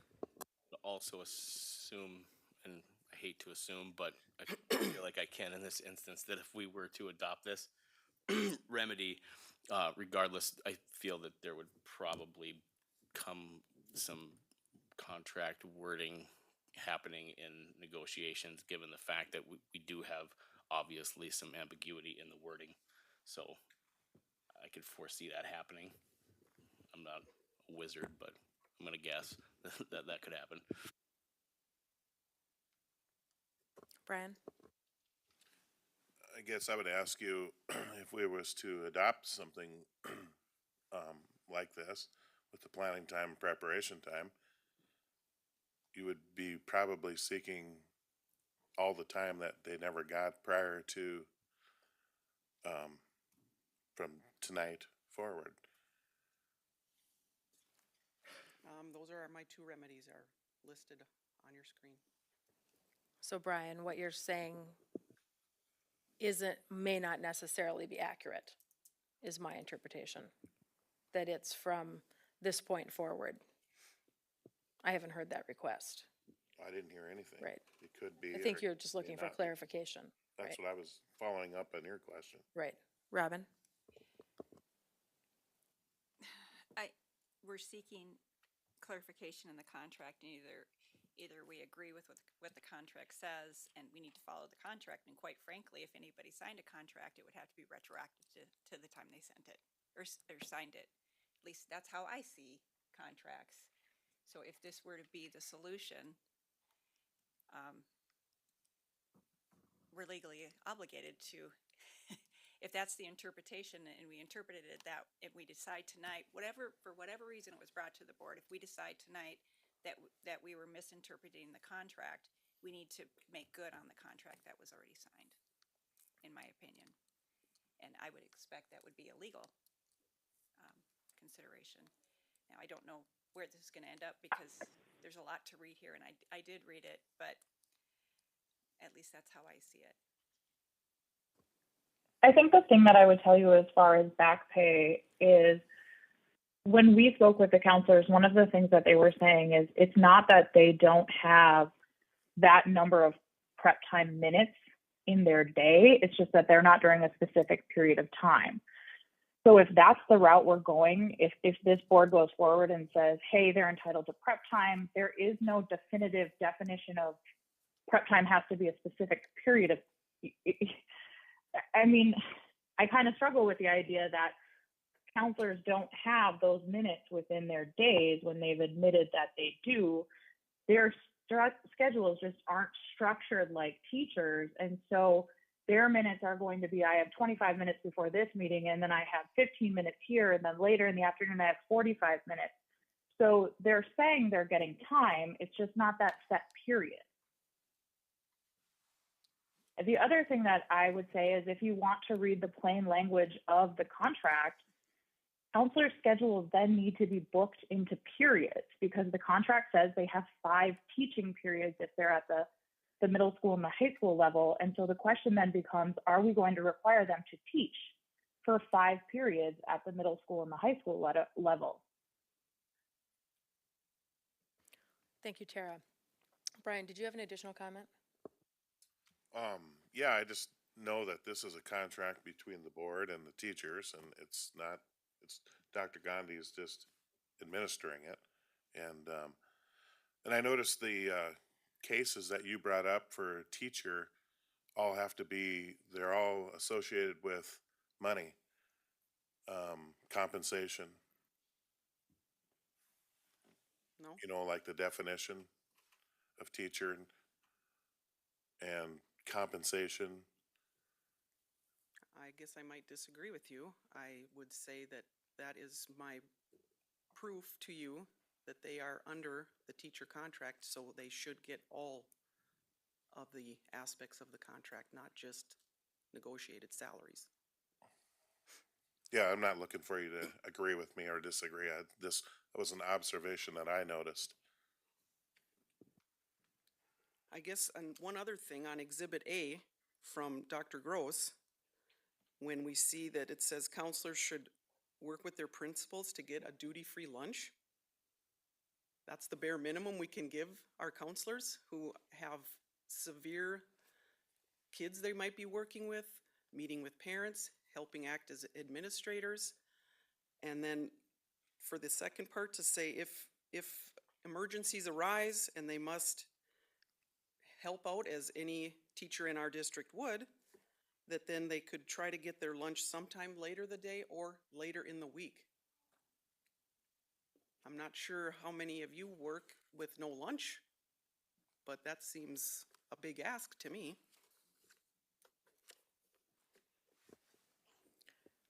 So thinking about, again, not knowing what the decision will be here this evening and interpreting the contract and going back to what Robin mentioned regarding honoring the contract, if we go forward and accept or make the decision to support the two remedies being suggested, since the conversation is that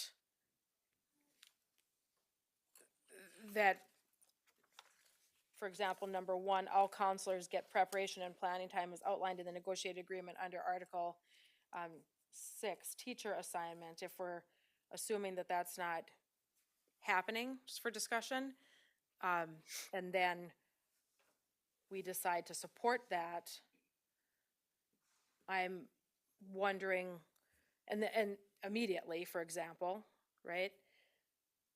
I'm just wondering I'm not saying support it or not support it. I'm trying to understand what challenges might come from accepting and deciding to support number one. I'm just looking to talk it through.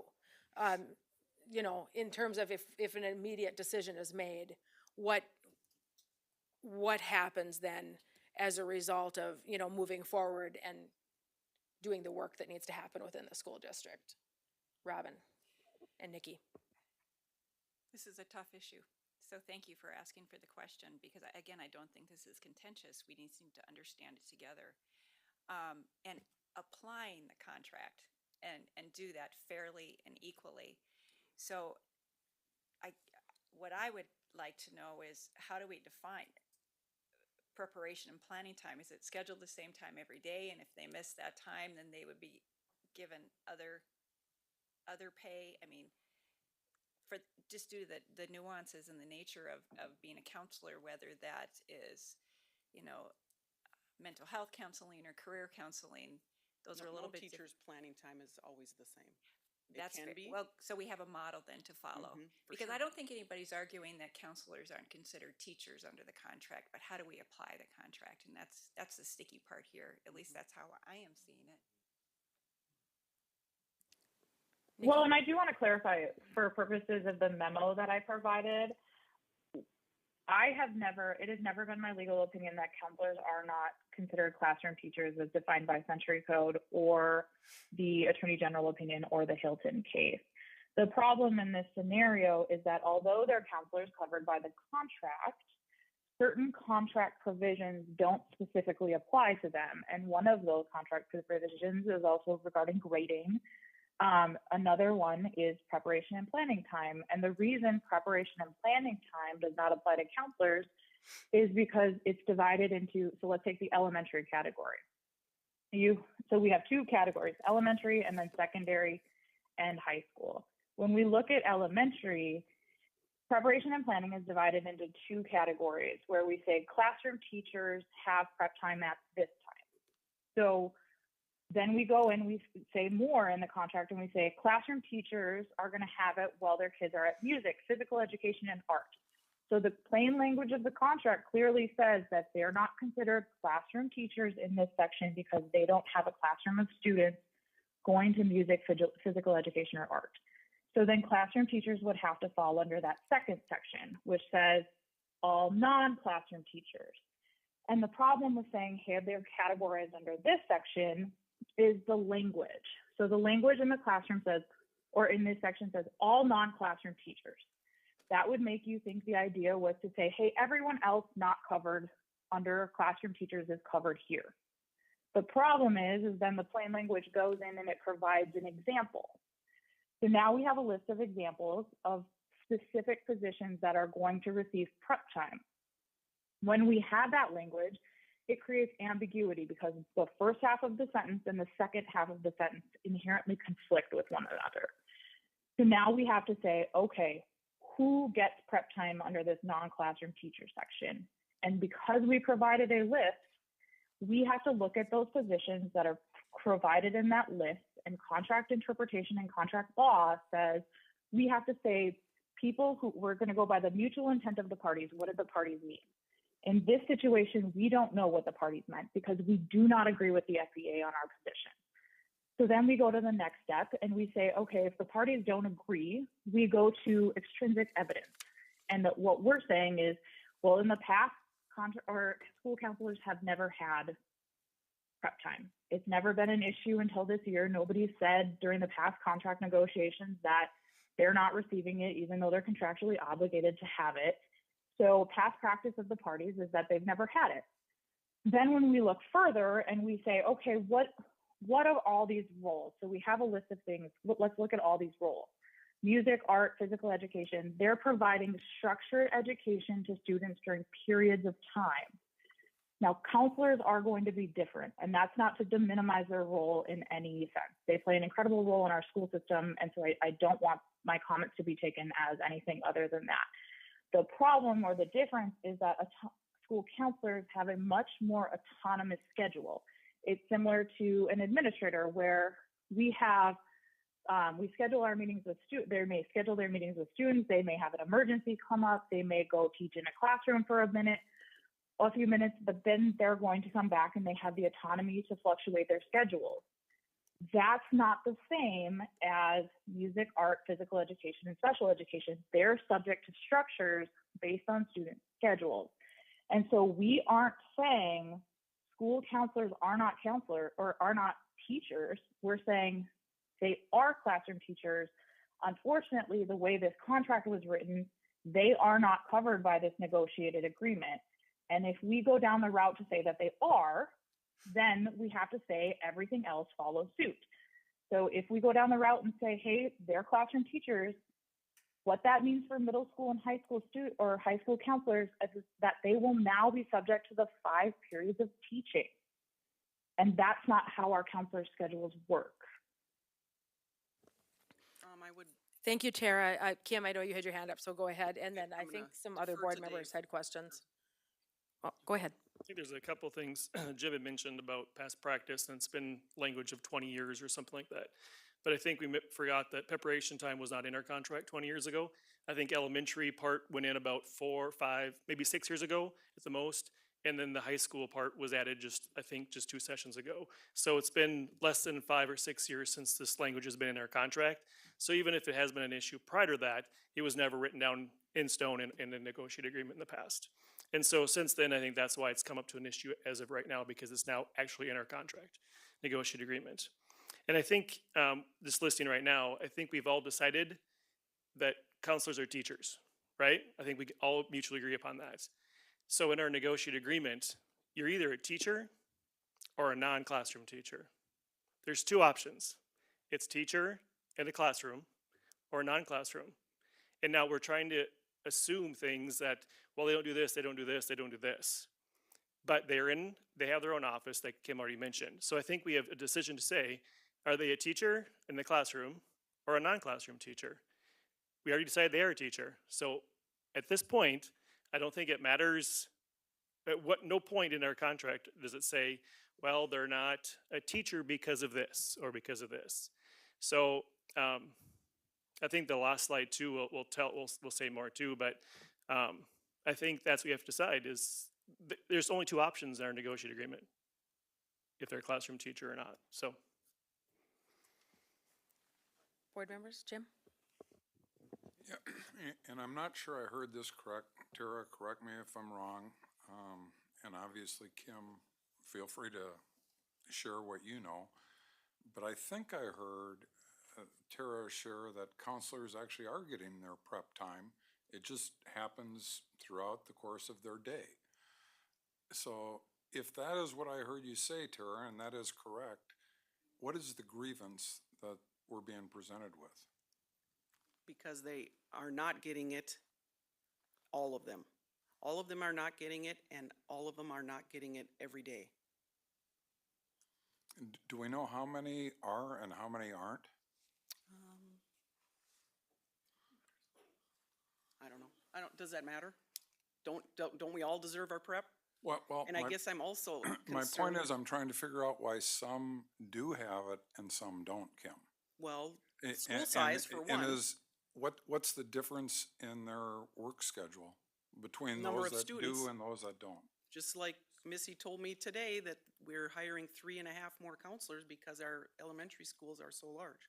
They cannot, to think one person is to manage 300 students? Again, that has nothing to do with my question, Kim. I think it does. If there are some counselors today that are getting prep time, however that works, because they have a very unstructured day, then what is the remedy you're asking for in number one? You're saying all counselors. Well, I'm going to tell you all counselors have the same work schedule. Maybe they don't. I don't know. I'm just asking how come some do get prep time and some don't? Well, I would say because of the number of students they serve, because of what event happens, if there's a crisis, if there's a behavior problem, if the principal is absent and they have to step in. I know all middle school counselors run 504s. So that's administrative duty. I'm sure they'd love to be put on the administrative pay. And I don't know why we're comparing FIAD and music, librarians, and speech language path. I mean, all of those are examples. It's not all inclusive. I think it also goes into Right, and assuming. I'm not saying. Tara, could you I'm just, not saying that list is all. Tara, could Oh, you, yeah, I can wait. could you please hold off for a second, please? Thank you. Go ahead. I think it also assumes why do some schools, special ed teachers get their lunch and prep and some don't? It depends on who's making sure that they do it. That there's some administrators that say, you will take your lunch. It's the best thing for you, for your personal health, for the kids' health, everything else. Some ensure that happens, some don't. That could be a reason. At this point, I think we're assuming why things happen and don't happen. And if you want to look at the facts, that some aren't. So I guess it doesn't matter if one's not getting it or 35 aren't or 75 aren't. If some are getting it, let's talk to those schools and say, hey, what are you doing to make sure that these teachers, counselors are getting their prep? If they're the ones that aren't doing it, saying, why can't you? Like, what do we need to change to do it? And, if it comes to resources, I think it's one of the next points on there as well. If it's resources, like we've been talking at the MOU for salary, let's go to Bismarck and get more funding for us, right? So whatever the reason is, it's up in the air. We don't know what the reason is right now, but they're not doing it. That's why the grievance was filed. So they're not getting the grievance. They're not getting the time they need. And what's best for these teachers? It's their prep and planning time. It's their lunch, right? They're gonna be better prepared to teach the students if they're getting the time they need. So I think that's the reason. What's more important here, right? That's why we're here, trying to find a solution and try to work through this. Because at this point, I think we've agreed they're teachers. Now, how do we make sure that they are treated the same as everybody else who is employed at the same thing as they are? So, Robin? Thank you for those. Robin, go ahead, and then Tara. Thank you for those comments, David. We'll go get more money, but I don't think that's the issue. The issue here is the language in the contract. And so I totally agree with where you're going. So how can we interpret this and apply it? How can our administrators do that in a fair way? So walk me through a scenario. Does a counselor say, I worked my entire day with students, therefore I didn't log a prep time that day, and then did they submit that? How does that process work? Because I don't know. Well, at this time, they are not putting it forward because they are being denied to put in for loss of prep pay. Okay, that makes sense. So then if a teacher were to lose their prep time, do they fill out a form? Do they let their administrator know? Good example. So if the gym teacher is absent and there is no sub and I have to keep my kids during FIAD, then I write out a form, put it into my secretary that I lost my prep for that day. So there is a way to apply this. That's what I was asking about. Yep. Thank you. Tara, go ahead. So the first thing that I would say is this isn't a matter of whether or not it's right or wrong morally or ethically. This is a question of whether or not the contractual language allows for it. And to that point, when we're saying, how did we just pick these topics out of thin air? or these special education and music teachers and classroom teachers, we picked them because they're specifically identified in the contract. So if the intent of the parties, and I can't harp on this enough, if the intent of the parties was for every non-classroom teacher to be included in that subsection, then you did not need a list or an example. Because we provided examples, it means that not every non-classroom teacher was supposed to be included. Only those things that are similar to the items listed. And counselors can be distinguished from the items listed because they have autonomous schedules. Thank you, Tara. Seth? I have a question about, I guess, well, obviously the topic is contract language, but say the board was to pass this remedy. Because I heard Tara say something about whether or not we're allowed to do this in the contract. If we were to say that we agree with your remedy and we want to go through with it, would we have to sit down and open up negotiations to change any contract language? Because I would say that if the board were to agree with this, we would assume that you are fine with it. So therefore, both parties would mutually agree to open negotiations to fix a couple of pieces of language. Would we have to actually do that or not? Would be my question.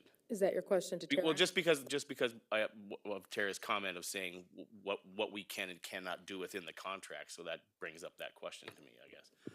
Tara? Yeah, so what I would tell you is it's my legal interpretation that this is what the contract allows for. The point of the grievance process is to say, hey, do you agree with administration's position or not? So by saying no, you would essentially be saying, no, we don't agree with your position. We're going to interpret this contract provision to mean that it includes counselors. So we wouldn't reopen negotiations. We would just simply say that that's the board's opinion is the same as the FEA's. Thanks, Tara. Jennifer? Thank you. Okay, so the sentence that Tara was referring to that seems to contradict itself, as I listen and I write down some of the questions that I have and some that have been asked, I think that an autonomous schedule doesn't mean, I have a hard time believing the intent was then you don't get XYZ benefit.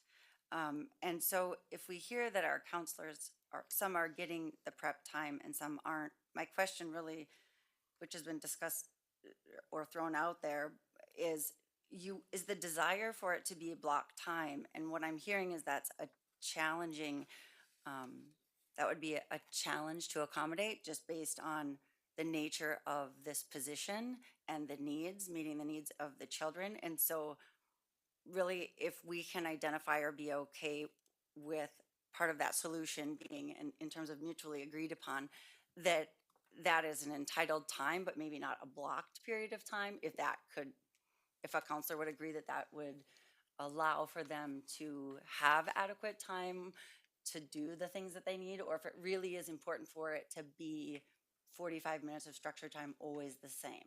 So I would want to know from your perspective if that is not something that can be negotiated in terms of what that structure looks like. Because what I'm hearing you say is we just want to ensure that all of them get this prep time, correct? That's exactly correct. I think if you talk to any special ed classroom teacher as well, they probably never get 45 minutes of a block time together for as prep time. Because they're dealing with students all the time and they take that priority, right?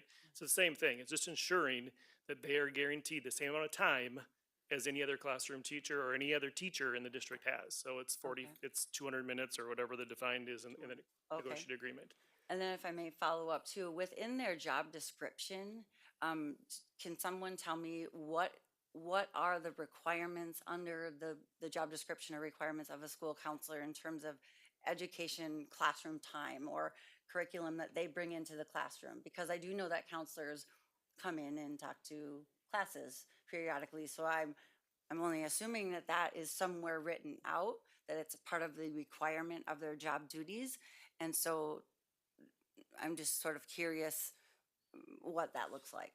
Well, I can speak to elementary, I know that they give 8 lessons a year. So for example, at my school, there's 5 sections plus, and so that would be 30 class sessions, plus they do small group work and social skills, one-on-one. They deal with a lot of behavior and other crises that occur. Right. Right, and really the reason, oh, go ahead, David, if you Well, want I to think add on to also the reason why this topic came to negotiations 4 or 5 years ago was because the added duties that came on as classroom teachers and everybody else, they were seeing their prep time being torn away slowly more and more.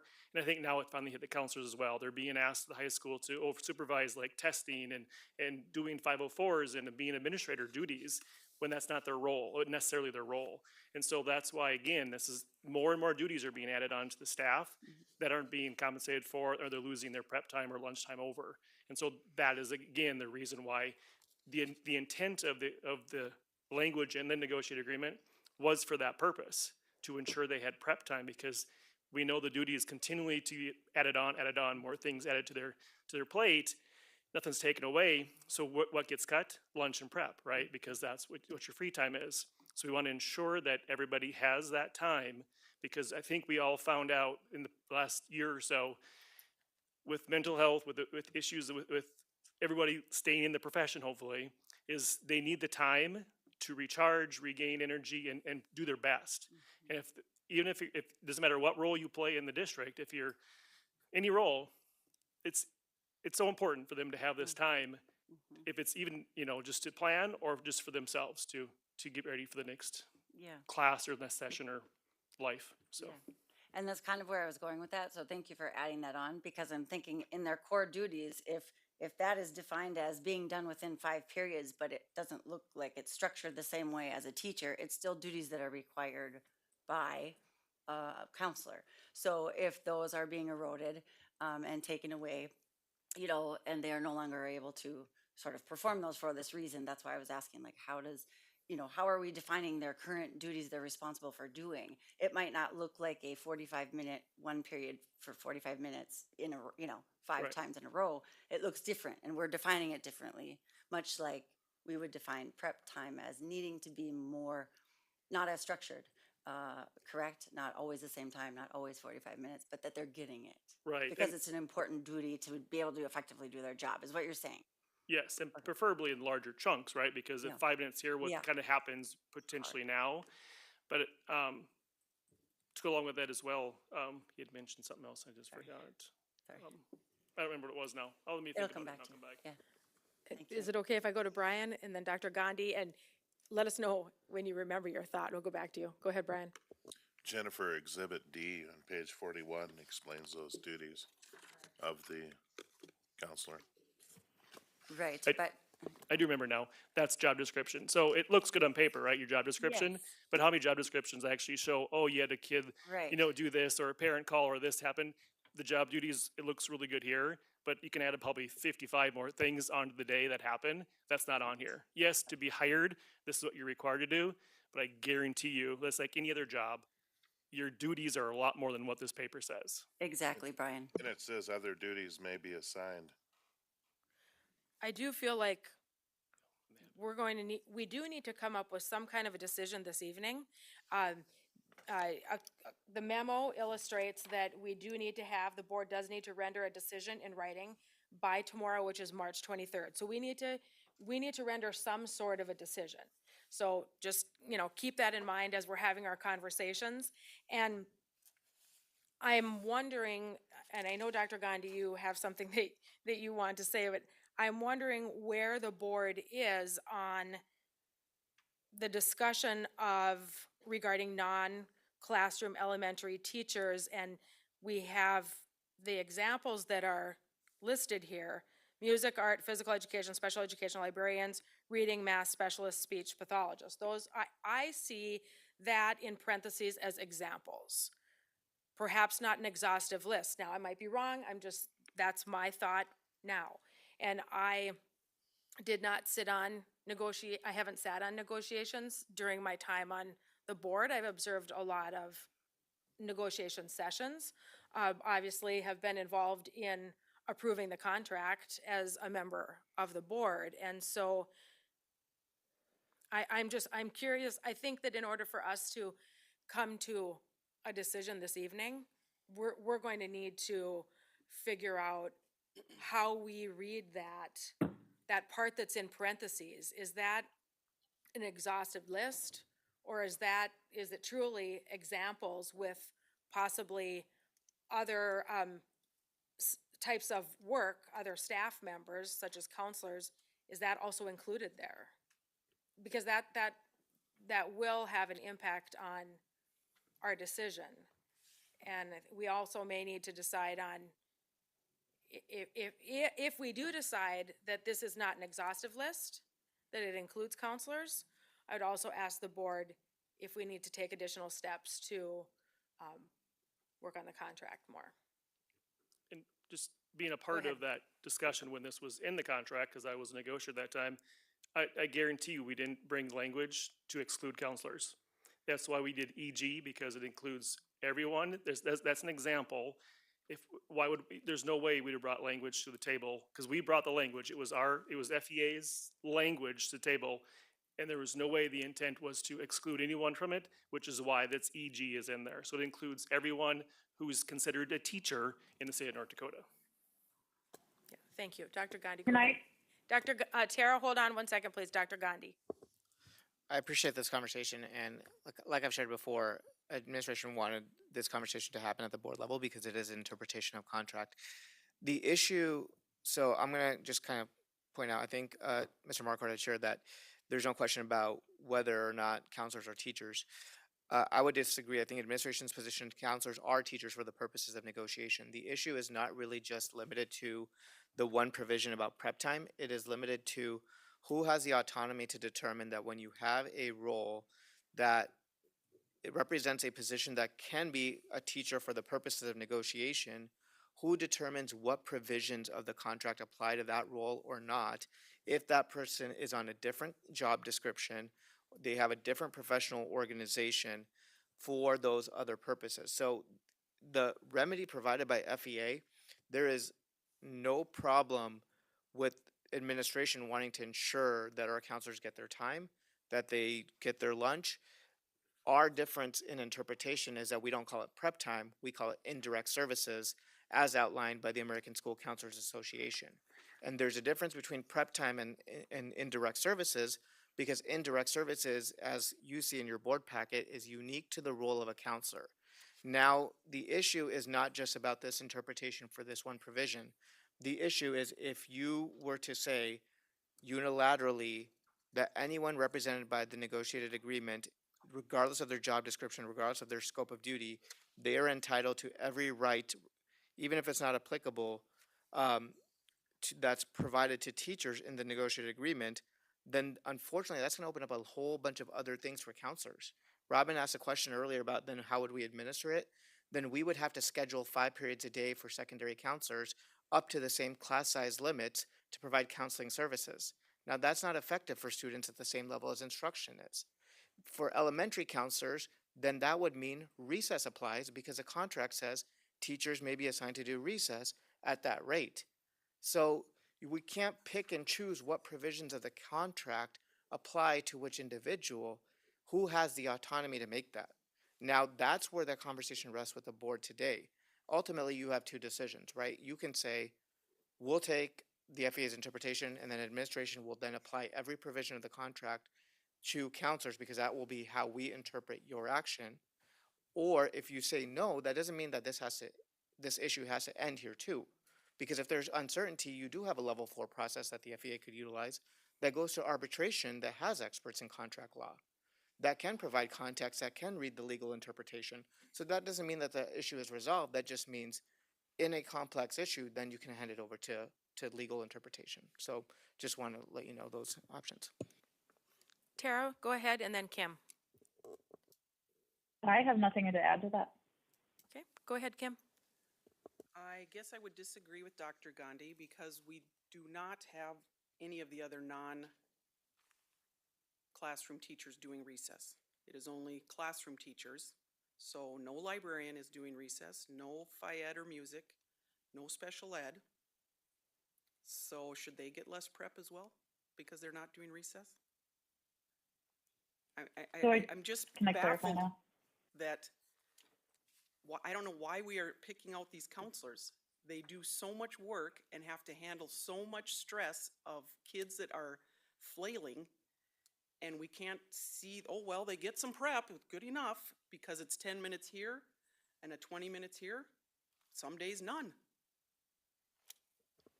And then to go home with all of that on your mind and worry about these children and how they're doing, I don't feel that you're validating them.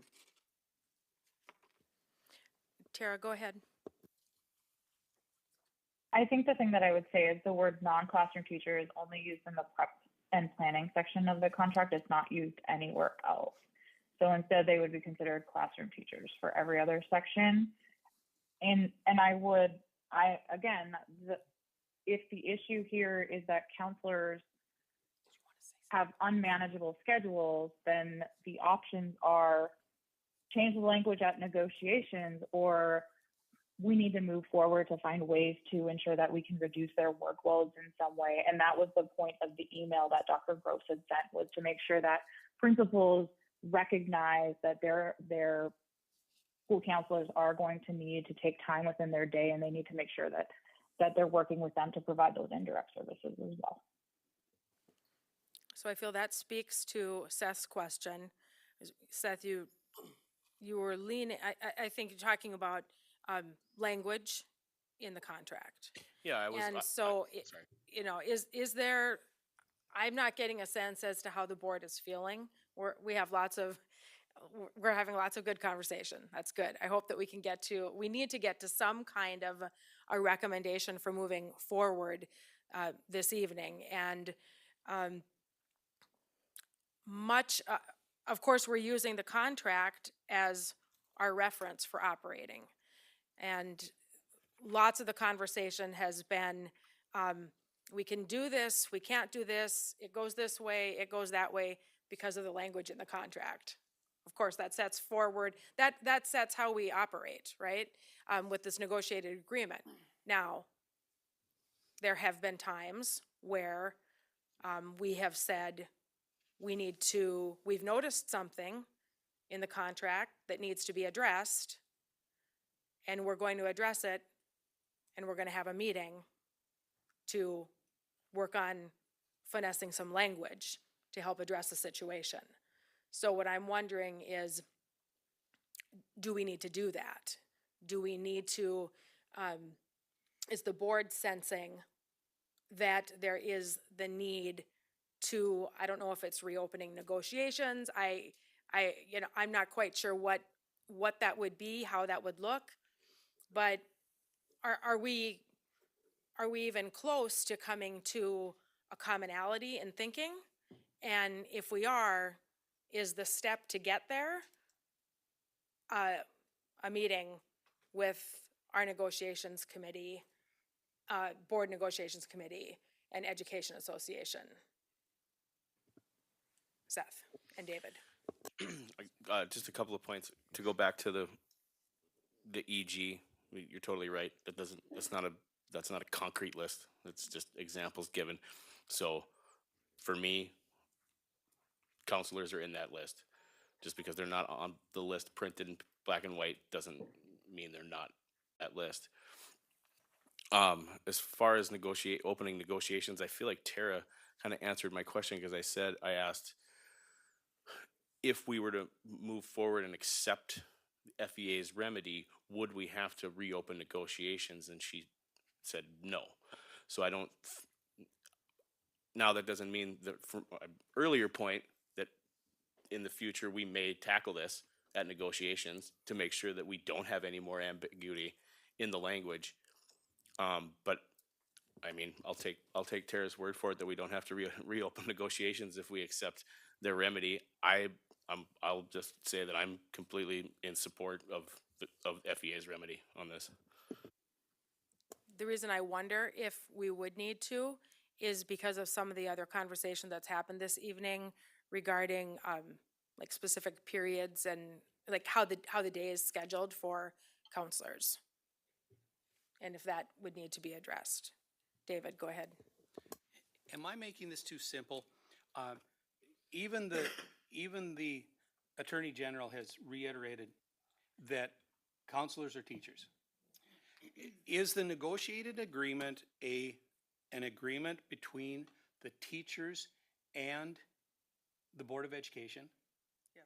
Then if counselors are teachers, they should receive every provision that's within the contract. It's just as simple. I don't see that we have, I understand laying out this Attorney General and whatever, but that's as simple as it is. If they're teachers, they're covered by the contract.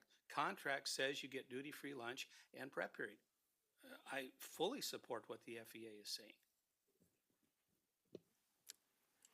Dr. Gandhi? Another remedy that might be at your disposal, because there is no question on what we're trying to get to in terms of the philosophy and the concept of the remedy, which is reduce the workload for counselors, allow them time for those indirect services. The question is, do they, for every provision of the contract, do they get the same provisions that are dedicated for classroom teachers when they might have autonomy of time or not?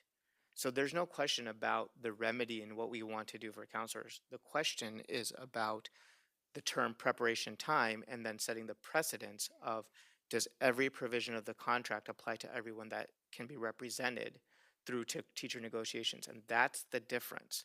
So another remedy at your disposal is to say, if the goal is to get counselors their time, then you can direct administration to say, ensure counselors receive X amount of indirect services, or the counselors get X amount of duty-free lunch.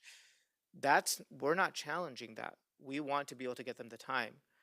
Our concern for counselors is that I don't think, based on the American School Counselors Association and their scope of responsibilities, applying every provision to the contract and scheduling 5 classrooms a day for secondary teachers at the same level that we follow class size provisions according to our long-range plan, which is outlined in the contract, is the best use of how they provide services to students, because they provide a different role, even though they are teachers for the purposes of negotiation. So we want the same thing. It's a matter of what's that precedence that you're creating.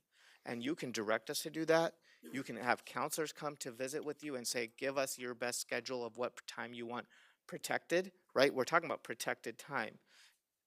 That, no one's arguing that. The question is protected time prep time because they're teachers, or is protected time indirect services because outside of their ability to be represented as teachers for negotiation, they are actually counselors and they have a different job. So you do have those remedies at your disposal. You can direct administration, you can reopen negotiations and put in a duty-free lunch for counselors. You can put in guaranteed indirect services, but I would want to get counselor voice at the table as well, because I just don't know if they understand the implications of providing every provision of the contract applicable to them, even though it may not be subject to their roles and responsibilities as a counselor. Go ahead, Mr. Markwart. I'd have to somewhat disagree, because with that statement, 2 statements prior to that saying that counselors only have the right for negotiations. If you look at the Hilton case, in the last part of it, it says, because Hilton was a member of the CEA appropriate negotiating unit, he was bound under the negotiated agreement between the CEA and the school district. So it's the entire document, not just for negotiations and for, let's say, money or whatever else. So I disagree that if they're considered it, they are part of the entire negotiated agreement. Secondly, if the administration wanted this from the beginning, they've been talking since this fall to get prep time, right? So what if the conversation had been like, you know what, you're right, we're gonna give you your prep time that you deserve, but now because of it, let's work together to solve the issues that Mr. Gandhi just talked about. It didn't happen that way. It's like, nope, you're not getting your prep, or as stated as the contract, and whatever else. But if we would have awarded the prep to begin with, now because of it, let's work through this next, it's not gonna look like a 5-period day, or if it is, what would it look like? That discussion hasn't happened because the initial one hasn't been taken care of initially since this fall. And according to the grievance, it should be quickly remedied when they had an issue. Well, it's been 7-8 months and hasn't been completed yet. So I think if we took care of this issue first, those other discussions would have came later, or could have come later. And I think that's a discussion that could happen with them as well. they're not willing, they're not saying this is it, we're done talking to you guys. They want their prep to be insured, and they're more than willing to work with whoever needs to talk with about what it will look like going forward, because we have our prep time now. They're more than willing to work with you on that. But let's ensure they get their prep time first, and then we can work with other details after that, without having to open the negotiated agreement or anything else. They'll work with you with that part. I guarantee it. I know they will. Is the solution to have the word counselors included in that examples No, section? No. it's an example. May I know it's an example, but I'm trying to get us, Well, yeah. And we've Go ahead, got- Robin. There's legal precedents. Sometimes what I'm guessing here is the negotiated contract does not follow legal precedents. So everybody wants an answer here. I'm leaning to what Mr. Marcourt just said. How do we move forward? And then how do we then sit at the table and talk through this instead of being kind of hamstrung by some really concrete contract language, which we know is concrete. I'm not diminishing the importance of the contract, but how do we move forward? And I think to prompt that to move forward, I don't see why we wouldn't kind of give this the blessing and say, work it out. Make sure that everybody's working together and communicating. We need specific action in order to give that blessing, I think. This is a business item, and so we are going to, I think, need to take some specific action. Jim, go ahead. Yeah, at first blush, this seems really, really simple. Everybody has the same goal. The difficulty is that if we don't reopen negotiations to define a counselor different, in terms of prep time being defined as indirect service, then we're theoretically telling our administration to administer this contract to its fullest extent to all the counselors in the district as well. And that's problematic from what I'm hearing. So either way, we have a problem in front of us. Whatever direction we go creates a different problem. And at a minimum, I am pretty sure, and Seth, I think you were spot on, we are going to be addressing this somehow in the next negotiation cycle. Part of me thinks the smartest move for us right now is to take this to level 4 and get outside mediation to determine from a contract language whether or not we're in violation or not right now. Intent-wise, we as a board want every counselor to have that appropriate time in their day through the course of the week. But plugging it this way may create other problems. I'm not a contract law expert. I'd rather let an expert go have some time with that. They'll probably come back, maybe tell us that, hey, no, counselors need to have this prep time. At which point in time, I'm going to say we need to reopen the contract to really define the role of a counselor properly. Otherwise, I'm afraid we're going to have a different problem trying to solve this one. So I'm inclined to recommend that we side with the administration for the moment and send this, in our opinion, if the FEA doesn't agree with us, and I don't blame them, to professional mediation. And I'm not sure how the contract reads, but I would say if it goes to that approach, the district should be willing to pay at least half the cost. Is that a motion that you're making?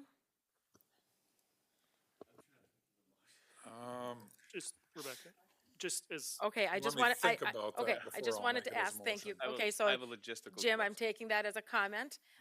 Nikki and then Seth. Go ahead, Nikki. Thank you, President Knudsen. I just have a general question.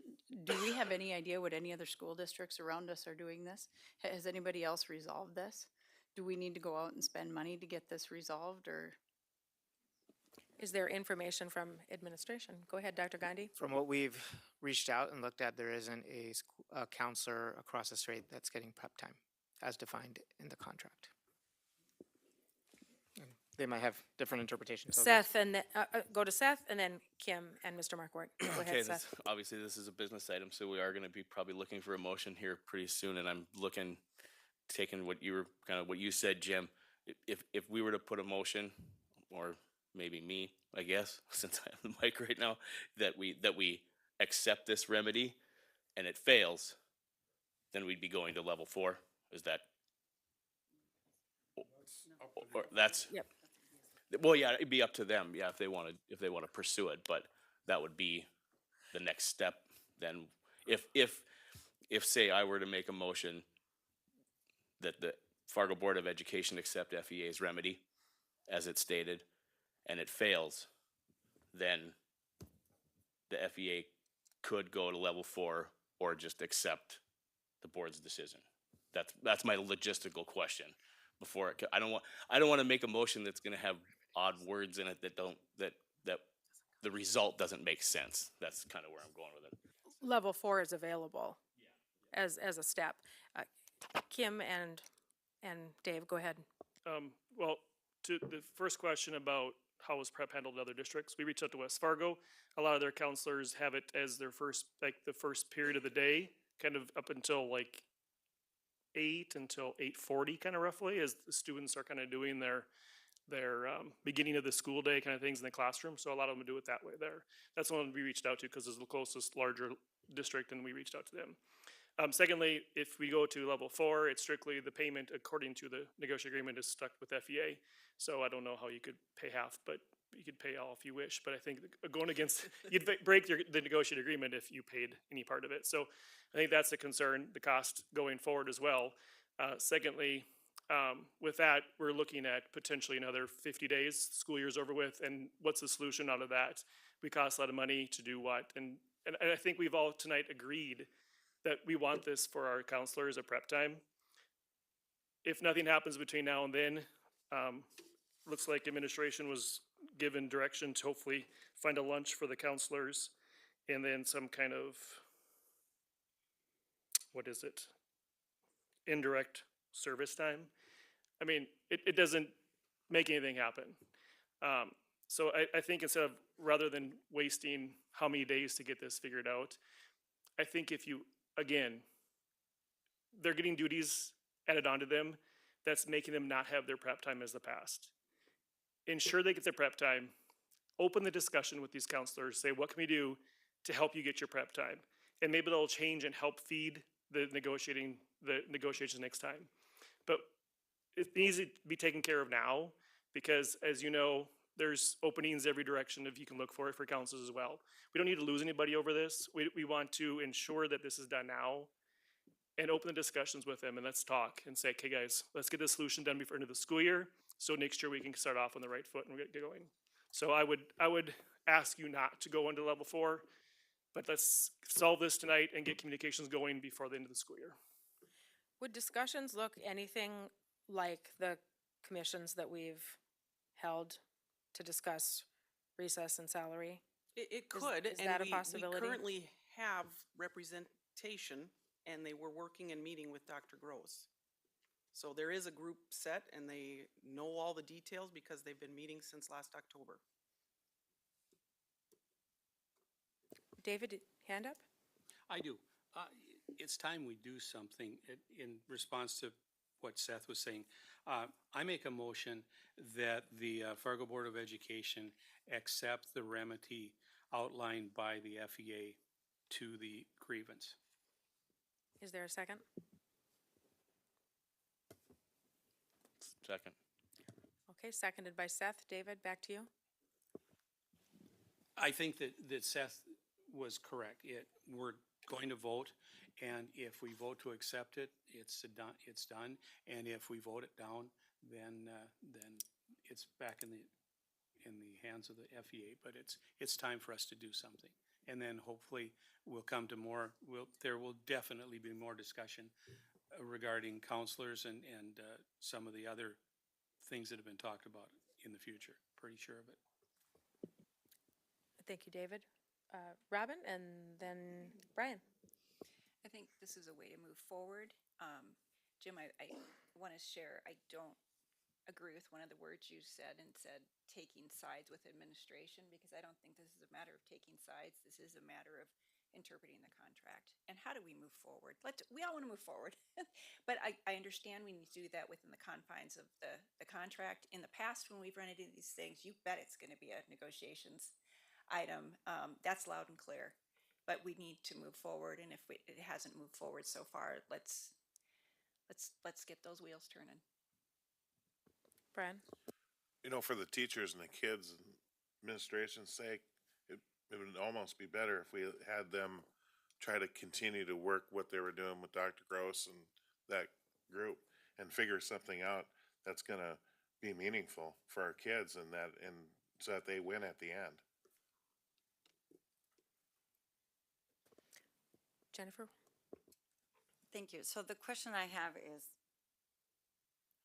and maybe this can be a possible amendment, but I like the opportunity for something like an MOU style discussion where we have a chance to hear from the counselors and to hear best practices. And thank you, David, for sharing that specific example. Would this allow for that under how we worded the motion?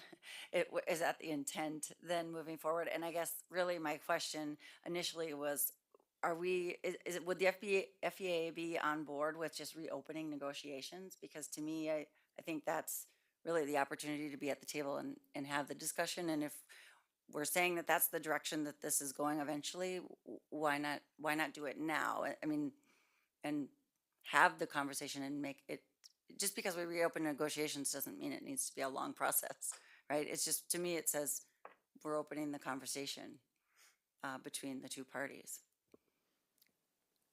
Kim or Dave, did either of you have a response? Well, I don't think the two remedies that we're giving is cut in stone. I mean, you can add to that, take away something. I mean, there's nothing that says that what the option is what has to be done. So I think that's an option. I think it'd be wise to say that, so the directive is to make sure that the talk does happen.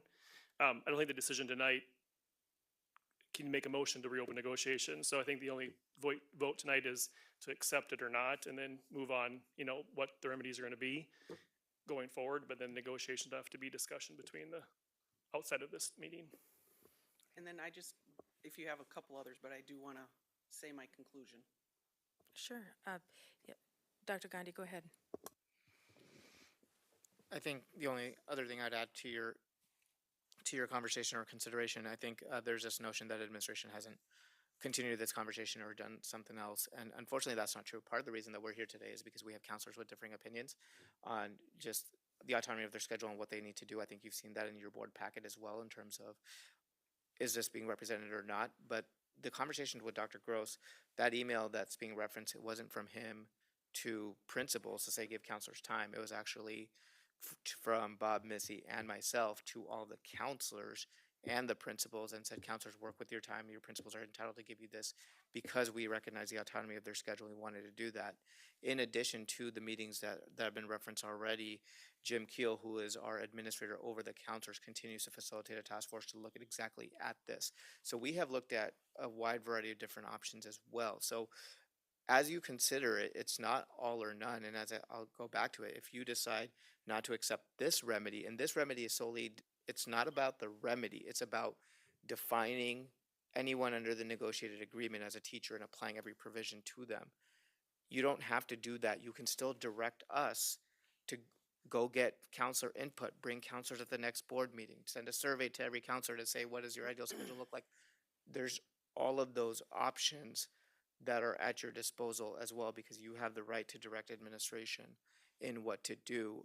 I would just again caution, if we are to apply one provision of the contract to roles that might not be applicable to, then who is making that standard? How is that standard determined in the future? And how should administration apply the contract? That's our only question here. It's not giving them time. We want to give them time.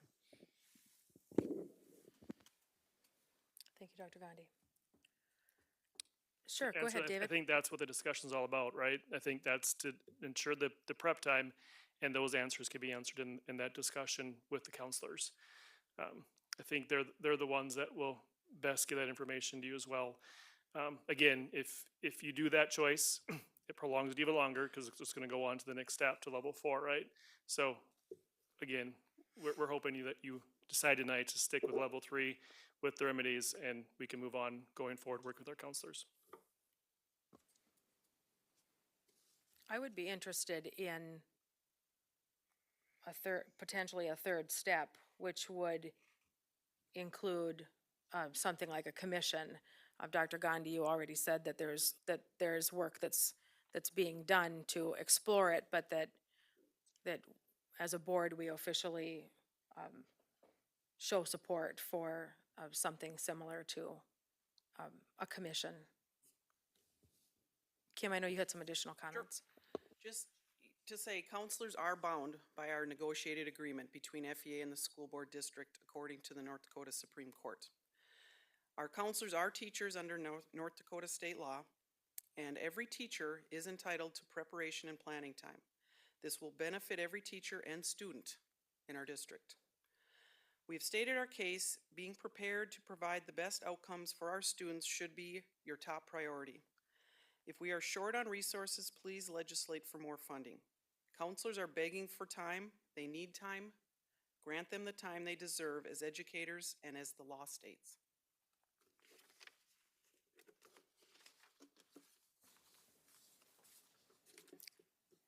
Anne Marie, go ahead. Just want to remind you that the motion currently on the floor is that the Board of Education accept the remedy outlined by the FEA to the grievance. Robin? Can I call the previous question, please? Move the previous question. Second. All in favor signify by saying yes. Yes. Yes. Opposed, And I- same sign. May I do a roll call vote for you? Oh, I'm sorry. Go ahead, Anne Marie. Thank you. So, voting on previous question, Johnson, Yes. Brian Nelson, Yes. Robin Nelson, Yes. Paulson, Yes. Benson, No. Gullickson, yes. Holden, Yes. President Knudsen, Yes, motion passes. Anne Marie, call the roll, please. So voting on the motion on the floor, which is the Board of Education accept the remedy outlined by the FEA to the grievance. Brian Nelson, No. Robin Nelson, Yes. Paulson, Yes. Benson, Yes. Gullickson,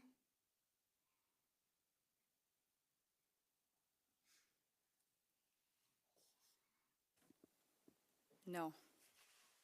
Holden, Yes. Johnson, No. Knudsen, Yes, motion passes. Thank you for your time on this item. The next item is item B, Memo 99, Pledge of Allegiance. I believe there's a short memo that accompanies this. So I will read the memo. At the February 8th board meeting, Board Member Dave Paulson asked for an agenda item to be added to the business section regarding the Pledge of Allegiance. He moved to begin each regularly scheduled meeting of the Fargo Board of Education with the Pledge of Allegiance led by the president immediately following the call to order. The motion failed due to the lack of a second. David Paulson asked for the governance committee to then discuss adding an agenda item to a board meeting, being the Pledge of Allegiance as the topic to the start of each regular board meeting agenda, and that is why the item is on our agenda today at the February 24th Governance Committee meeting. Consensus was reached to add the item to the business section this evening, and so that's the report from the Governance Committee. We do have there are a couple of individuals here that are available. Thanks for sticking with us throughout the meeting here to answer any questions if we have questions of them. Tamara Usselman, the Director of Equity and Inclusion for the district, and Mr. Stephen Moose is here. He leads the district ROTC program. So I know you're sitting in the audience, and feel free if board members have a question to just come to the podium and share answers as you see fit. So there's no recommendation on the memo here. This is for us to consider this evening. So look to board members for discussion.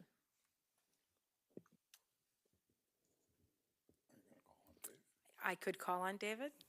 Yes, David, would you appreciate it if I called on you? Go ahead. I've done quite a little research on this. The Pledge of Allegiance didn't actually come into effect until 1923. At that time, all schools began saying it. And then in 1943, the Supreme Court brought down a decision that students could not be made to stand at the pledge. They were simply instructed to sit politely and quietly so others who wanted to say the pledge could. Currently, the Pledge of Allegiance is said at the beginning of school across the United States. It's said during the citizenship ceremonies for new citizens of the United States. It's said before all congressional sessions, primarily to honor the flag as well as their responsibility in serving the American people. It's said before many government meetings, including school boards, city and county governments, and special ceremonies like the Veterans Day and Memorial Day. My feeling is that being an American citizen means you should be loyal and patriotic toward your country, defend the land, and take pride in what the country stands for. And it's kind of interesting, if you see when I made my original decision, it was several weeks before a international catastrophe occurred. And I think I am so incredibly proud of the way that the Ukrainian people have stood up against an adversary so much larger than them, and absolutely have so much pride in their country that they would never not defend it. And I simply think that it would be a great honor to our nation if we started to show our pride and loyalty to the United States by simply starting each of our board meetings with the Pledge of Allegiance. Thank you, David. Brian? Something we do in South Dakota, Russell, have for years, and I've been there. It's happened, I'm sure, many years before that too, so. We don't in Fairmont. The other districts I've worked at, we hadn't either. Both of our schools open up the Pledge of Allegiance before announcements are made, so we do it as a total school. So, appreciate your research. Robin? David, I would make a motion, but I think since you brought this to the board, maybe it'd be more respectful for you to get to make a motion. Would you like to make a motion? I'm sorry, I apologize. My original motion was to begin each regularly scheduled meeting of the Fargo School Board of Education with the Pledge of Allegiance led by the president immediately following the call to order. Is there a second? Second. Okay, David, I'm sorry. since you made the motion and it's been seconded, you do have the opportunity to share more if you'd like right now. I kind of put the cart before the horse, which isn't atypical of anybody that knows me, by being explaining what I was thinking when I wasn't thinking. Okay, Robin, go ahead. I assume if this motion passes, and I expect it will, that the next board meeting, we would have the proper flags up and properly set up so we can do this right. Is that a safe assumption? Yes, I intended to say that too. I think it's implied, but I assume that's why people here that are more specialists than we are would help guide us. Sure. And feel free to come to the microphone. I would I do have a couple of questions from Ms. Usselman and of Mr. Moose, especially since you've agreed, you decided to come here, you took your evening, and invite you to share any thoughts that you might have. One, obviously, if this does pass, we will have to make some arrangements in the room, so we have the appropriate flags and located appropriately. And I know Anne Marie could obviously help us through that. So wondering, Mr. Moose, to your thoughts on that, and then also Tamara, from like the equity and inclusion and of, you know, your role within the school district. This is a change. We haven't had the pledge said, at least in my years of service, which have been 8 years. And so part of the, I appreciated, David, the information that you shared and some of the research. So a question that I would have is, in addition to that, why? Like, what might be some other whys? Does it help us do our work better? Is it simply to, you know, acknowledge allegiance, which is also important? So I'm just kind of wondering how it would aid us. I also do know that if it passes, we'll just need to take a look at our GPs, because our agenda for going through our meetings is specified in our GPs, and that's not a problem. We just will need to make sure that that policy is adjusted. So, Mr. Moose, anything to share? I would say I'd volunteer to bring one of my color guards over here for your next meeting to do your first Pledge of Allegiance. So my cadets would be here in uniform with the flags to kind of an official, special ceremony to make it happen. So I think it's a great idea. Thank you for that. Okay. Seth, go ahead. Will this act cause the board to do better work?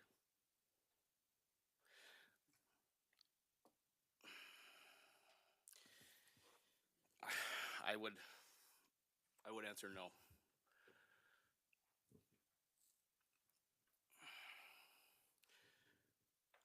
I'm extremely happy to be an American. I wouldn't wish to live in any other place in the world.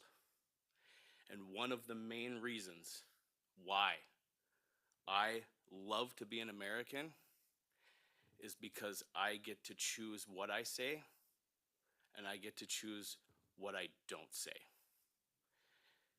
If I don't want to do this Pledge of Allegiance at every single board meeting, it's not because I don't have allegiance to my country.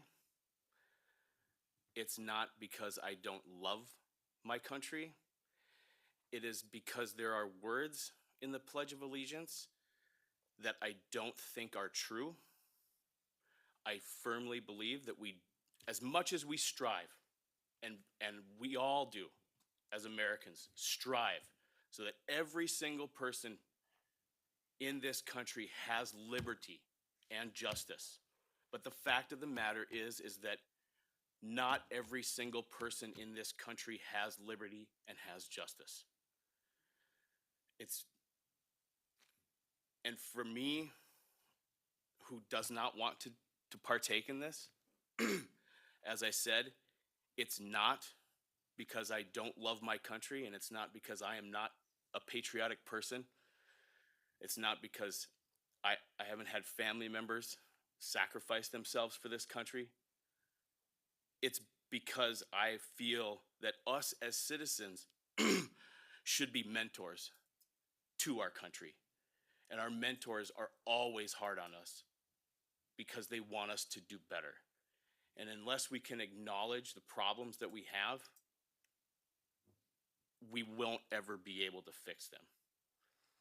And it's going to be very difficult for me because of that reason to partake in this.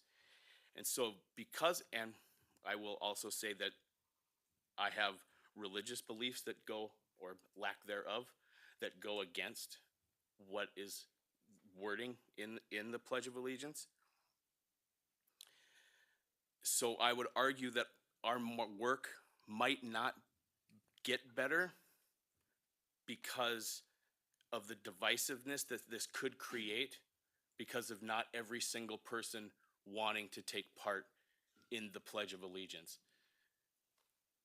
I can already point that just for the fact that I didn't second your motion, I've already been emailed and called a communist several times, which I am not. I am an American. I was born here. I will die here, and I love this place. So I don't think that us doing this is going to make us come together better as a board. Because I don't think for a second that any one of you are going to deem me un-American if I don't stand for the pledge. But it's going to create a lot of noise that makes it difficult for us as a board to do our work. And I don't want to see that happen.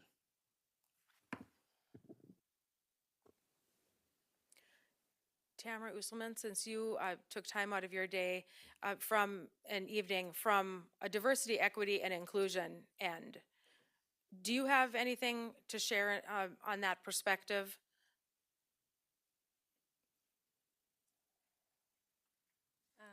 Excuse me, Chair Knutson, do I have anything to share on this Well, board member's perspective? No, on the motion. On the motion and the important work that you do in your role in the district here.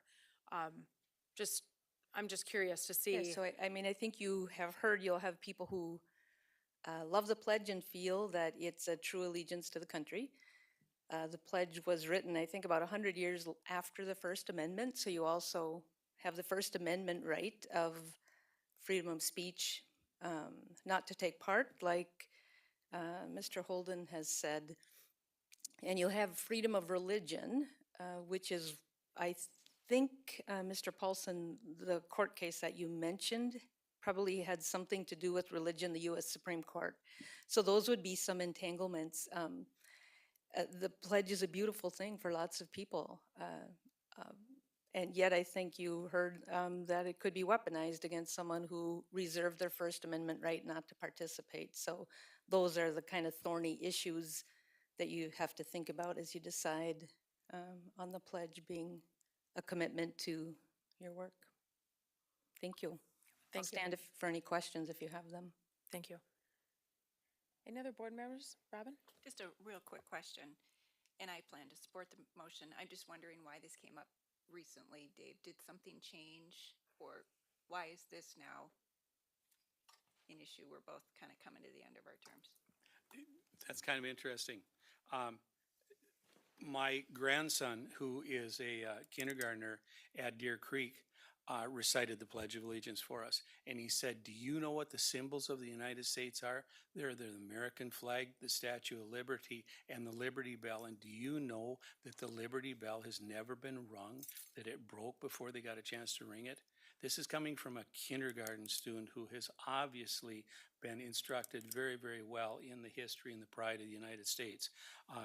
And my granddaughter at Lewis and Clark says it, and it's actually, I've been reminded of this by a couple of emails that I got wondering why we didn't. And it just, it's something that I just felt should have been done, and it just slipped my mind with everything else that we constantly talk about and are engaged here.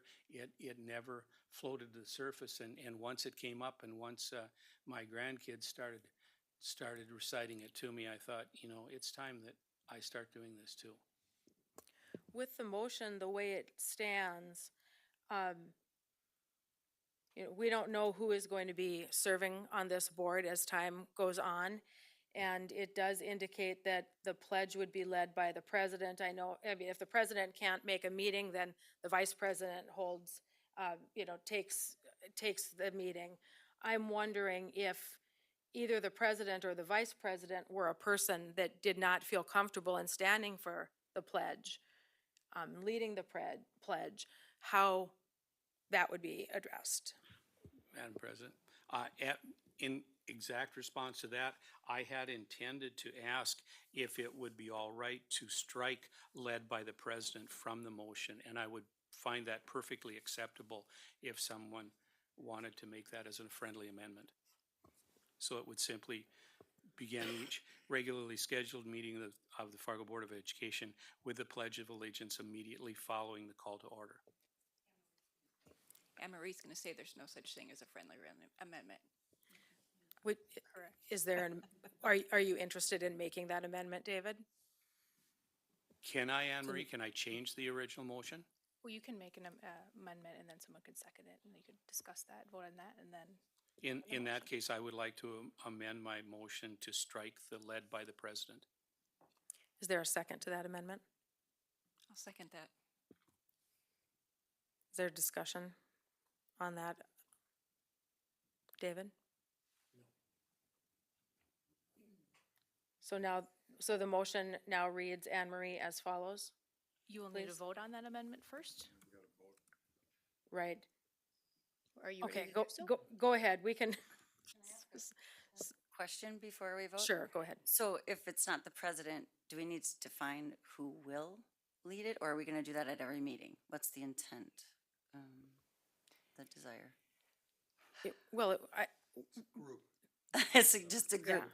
you know, whether it's, I don't know, whether it's we take turns or how that, obviously someone would need to Right, lead it. right. In order for it to happen. So, any other questions? I think Robin? we can discuss that. We have a Thursday governance meeting, so we can just ask for an amendment to that to that GP, and I think the details will work themselves out. Let's vote on the amendment. Anne Marie, go ahead. Robin, Nelson, Yes. Paulson, Yes. Benson, Yes. Gullickson, Yes. Holden, Yes. Johnson, Yep. Brian Nelson, Yes. President Knudsen. Yes. Go ahead, Jim.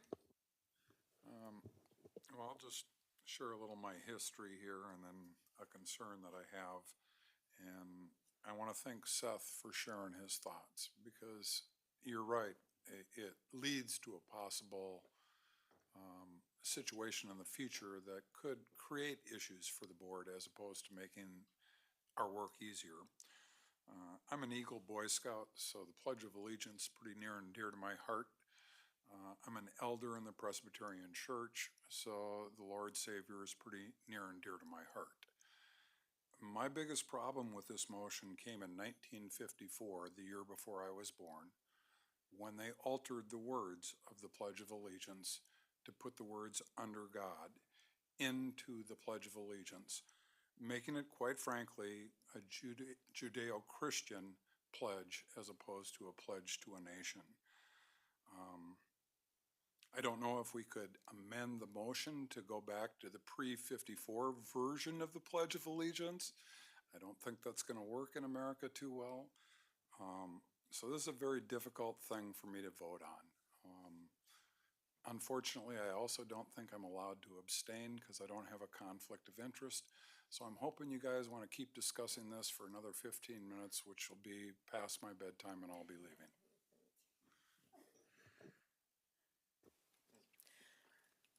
In my consideration of this, the words "under God" have concern for me. Not me personally, but knowing individuals that don't feel the same way I feel. And so I'm trying to figure out where to go with this as well, because I see it as also the opportunity for restriction, even though there is the ability for a person to not say the pledge or not stand for the pledge. I want to keep in mind individuals in our community, individuals that work for the school district, students in the school district, folks that are on the board currently and that might be new to the board, that as long as you're a citizen and as long as you are living in the Fargo School District and you're able to seek office, run for office, be elected to office, that we're welcome, that our decisions are seen as welcoming and open versus restrictive. That's my challenge. And I know the city commission says the pledge before every commission meeting. So I'm still noodling through this. Robin?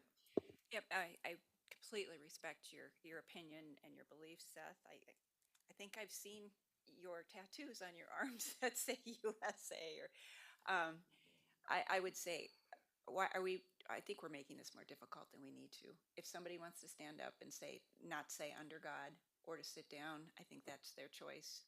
Just as Seth just spoke his opinions, he would be sharing his opinion. If he weren't to join in, be really hard, it'd be really hard not to vote for this motion. But I think we can respect everybody's opinions and they can carry forward however they choose with the majority of the board's vote. And with that, I'm going to move the question, or move the previous question. I'm sorry, did you have your hand up? Brian and Jennifer both did have their hands up, but you moved the question, so is there a second?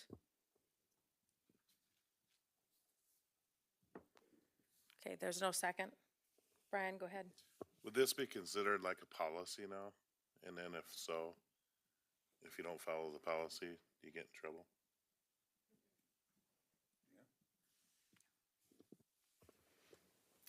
I've heard a couple board members say yes, and I see a board member go, no. So in our policy, in our GP, we have our order of business that is suggested. Sometimes we switch around the order a little bit depending upon agenda items, but we have our recommended agenda in our GP. So that's a good question. And I will go to Anne Marie, and then Nikki, did you have your hand up too? Okay, Anne Marie, go ahead.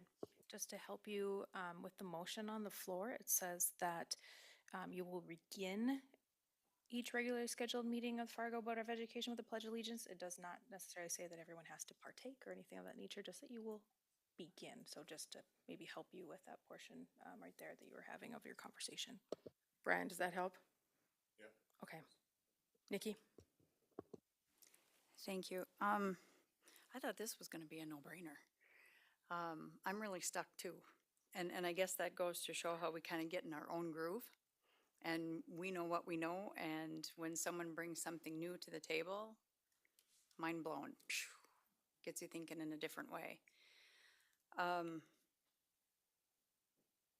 I mean, I recited this since from kindergarten through God knows when I was growing up. I love my church. I love my God. I love my country.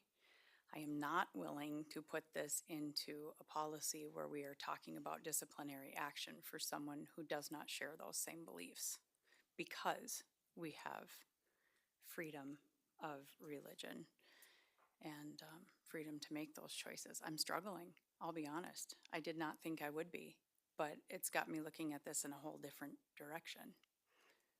I'm kind of hoping you guys will talk about this for several weeks as well. Yikes.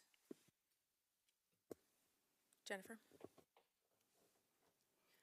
So what I find, one of the things I find interesting about this conversation, when I listen to your rationale, Seth, all I kept hearing, and correct me if I'm wrong, was really the reasons why you love this country is because you can express your opinion, you can acknowledge the things that we maybe are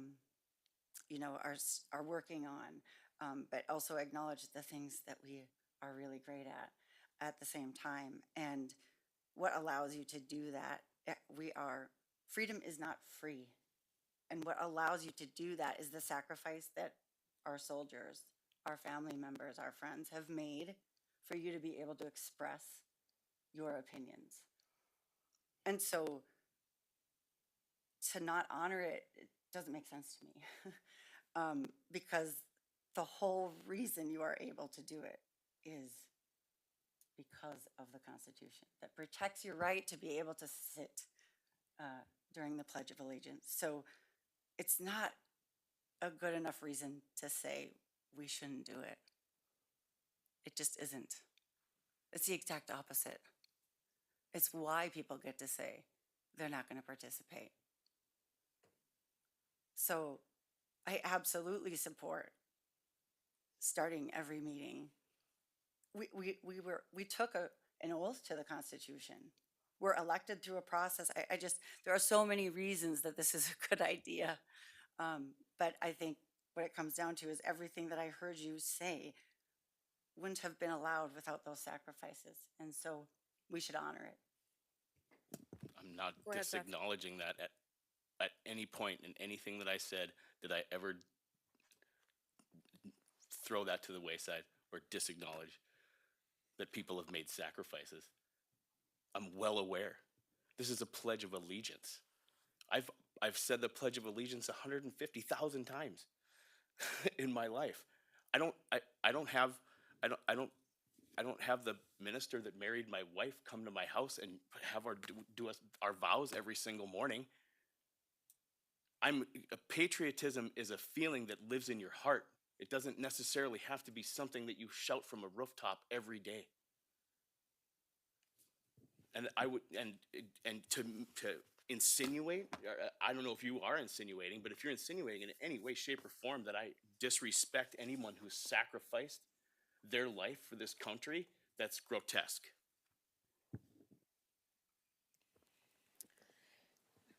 Brian?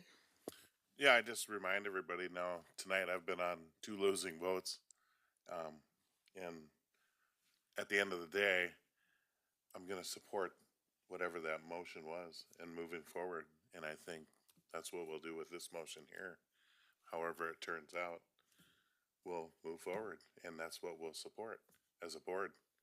So, like I said, I've been on, doesn't mean I disagree with what happened on that vote that I lost. I hope something will happen great now with the counselors and the prep time. I attended the Communications Engagement and Advocacy Committee meeting. At that meeting, part of the discussion, and I know we're going to learn more about it at a meeting down the road, but part of that discussion was around land acknowledgement statements. Land acknowledgement statements are tied to help us address that the land was occupied by Native Americans before we were here. And I'm looking forward to learning more about the work that the district, that administration is going to be doing to explore the possibility of developing a statement like that. A statement that has been developed at NDSU, other organizations. President Knudsen, can I call a point of order? Yes, Because this is not germane to the motion. what I'm doing is explaining the reason that I'm going to be supporting the motion.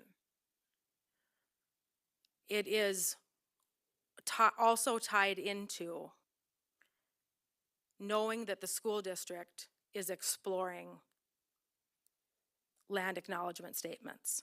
And I believe in doing that and in supporting this motion, there's a coming together. That's my reasoning. Go ahead, Robin. Can I call the previous question, please? Is there a second? All right, there's a second. Go ahead, Anne Marie, call the roll. Would you be helpful to me and indicate who, I heard 2 voices say second. Robin and then Jim. Jim? Okay.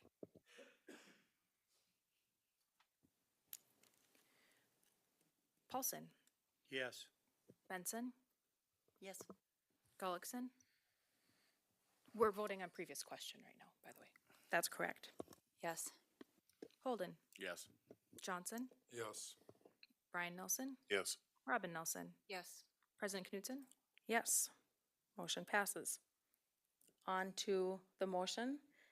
Anne Marie, would you please read the motion as it stands? There was an amendment. Yeah, absolutely.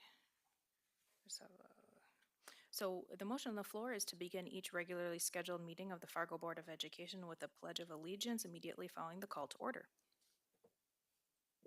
Benson? Yes. Gullickson? Yes. Holden? No. Johnson? No. Brian Nelson? Yes. Robin Nelson? Yes. Paulson? Yes. Knutson? Yes, motion passes. That completes our business. On to board reports. And let's see, Nikki, let's start with you. Go ahead, committee liaison and correspondence reports.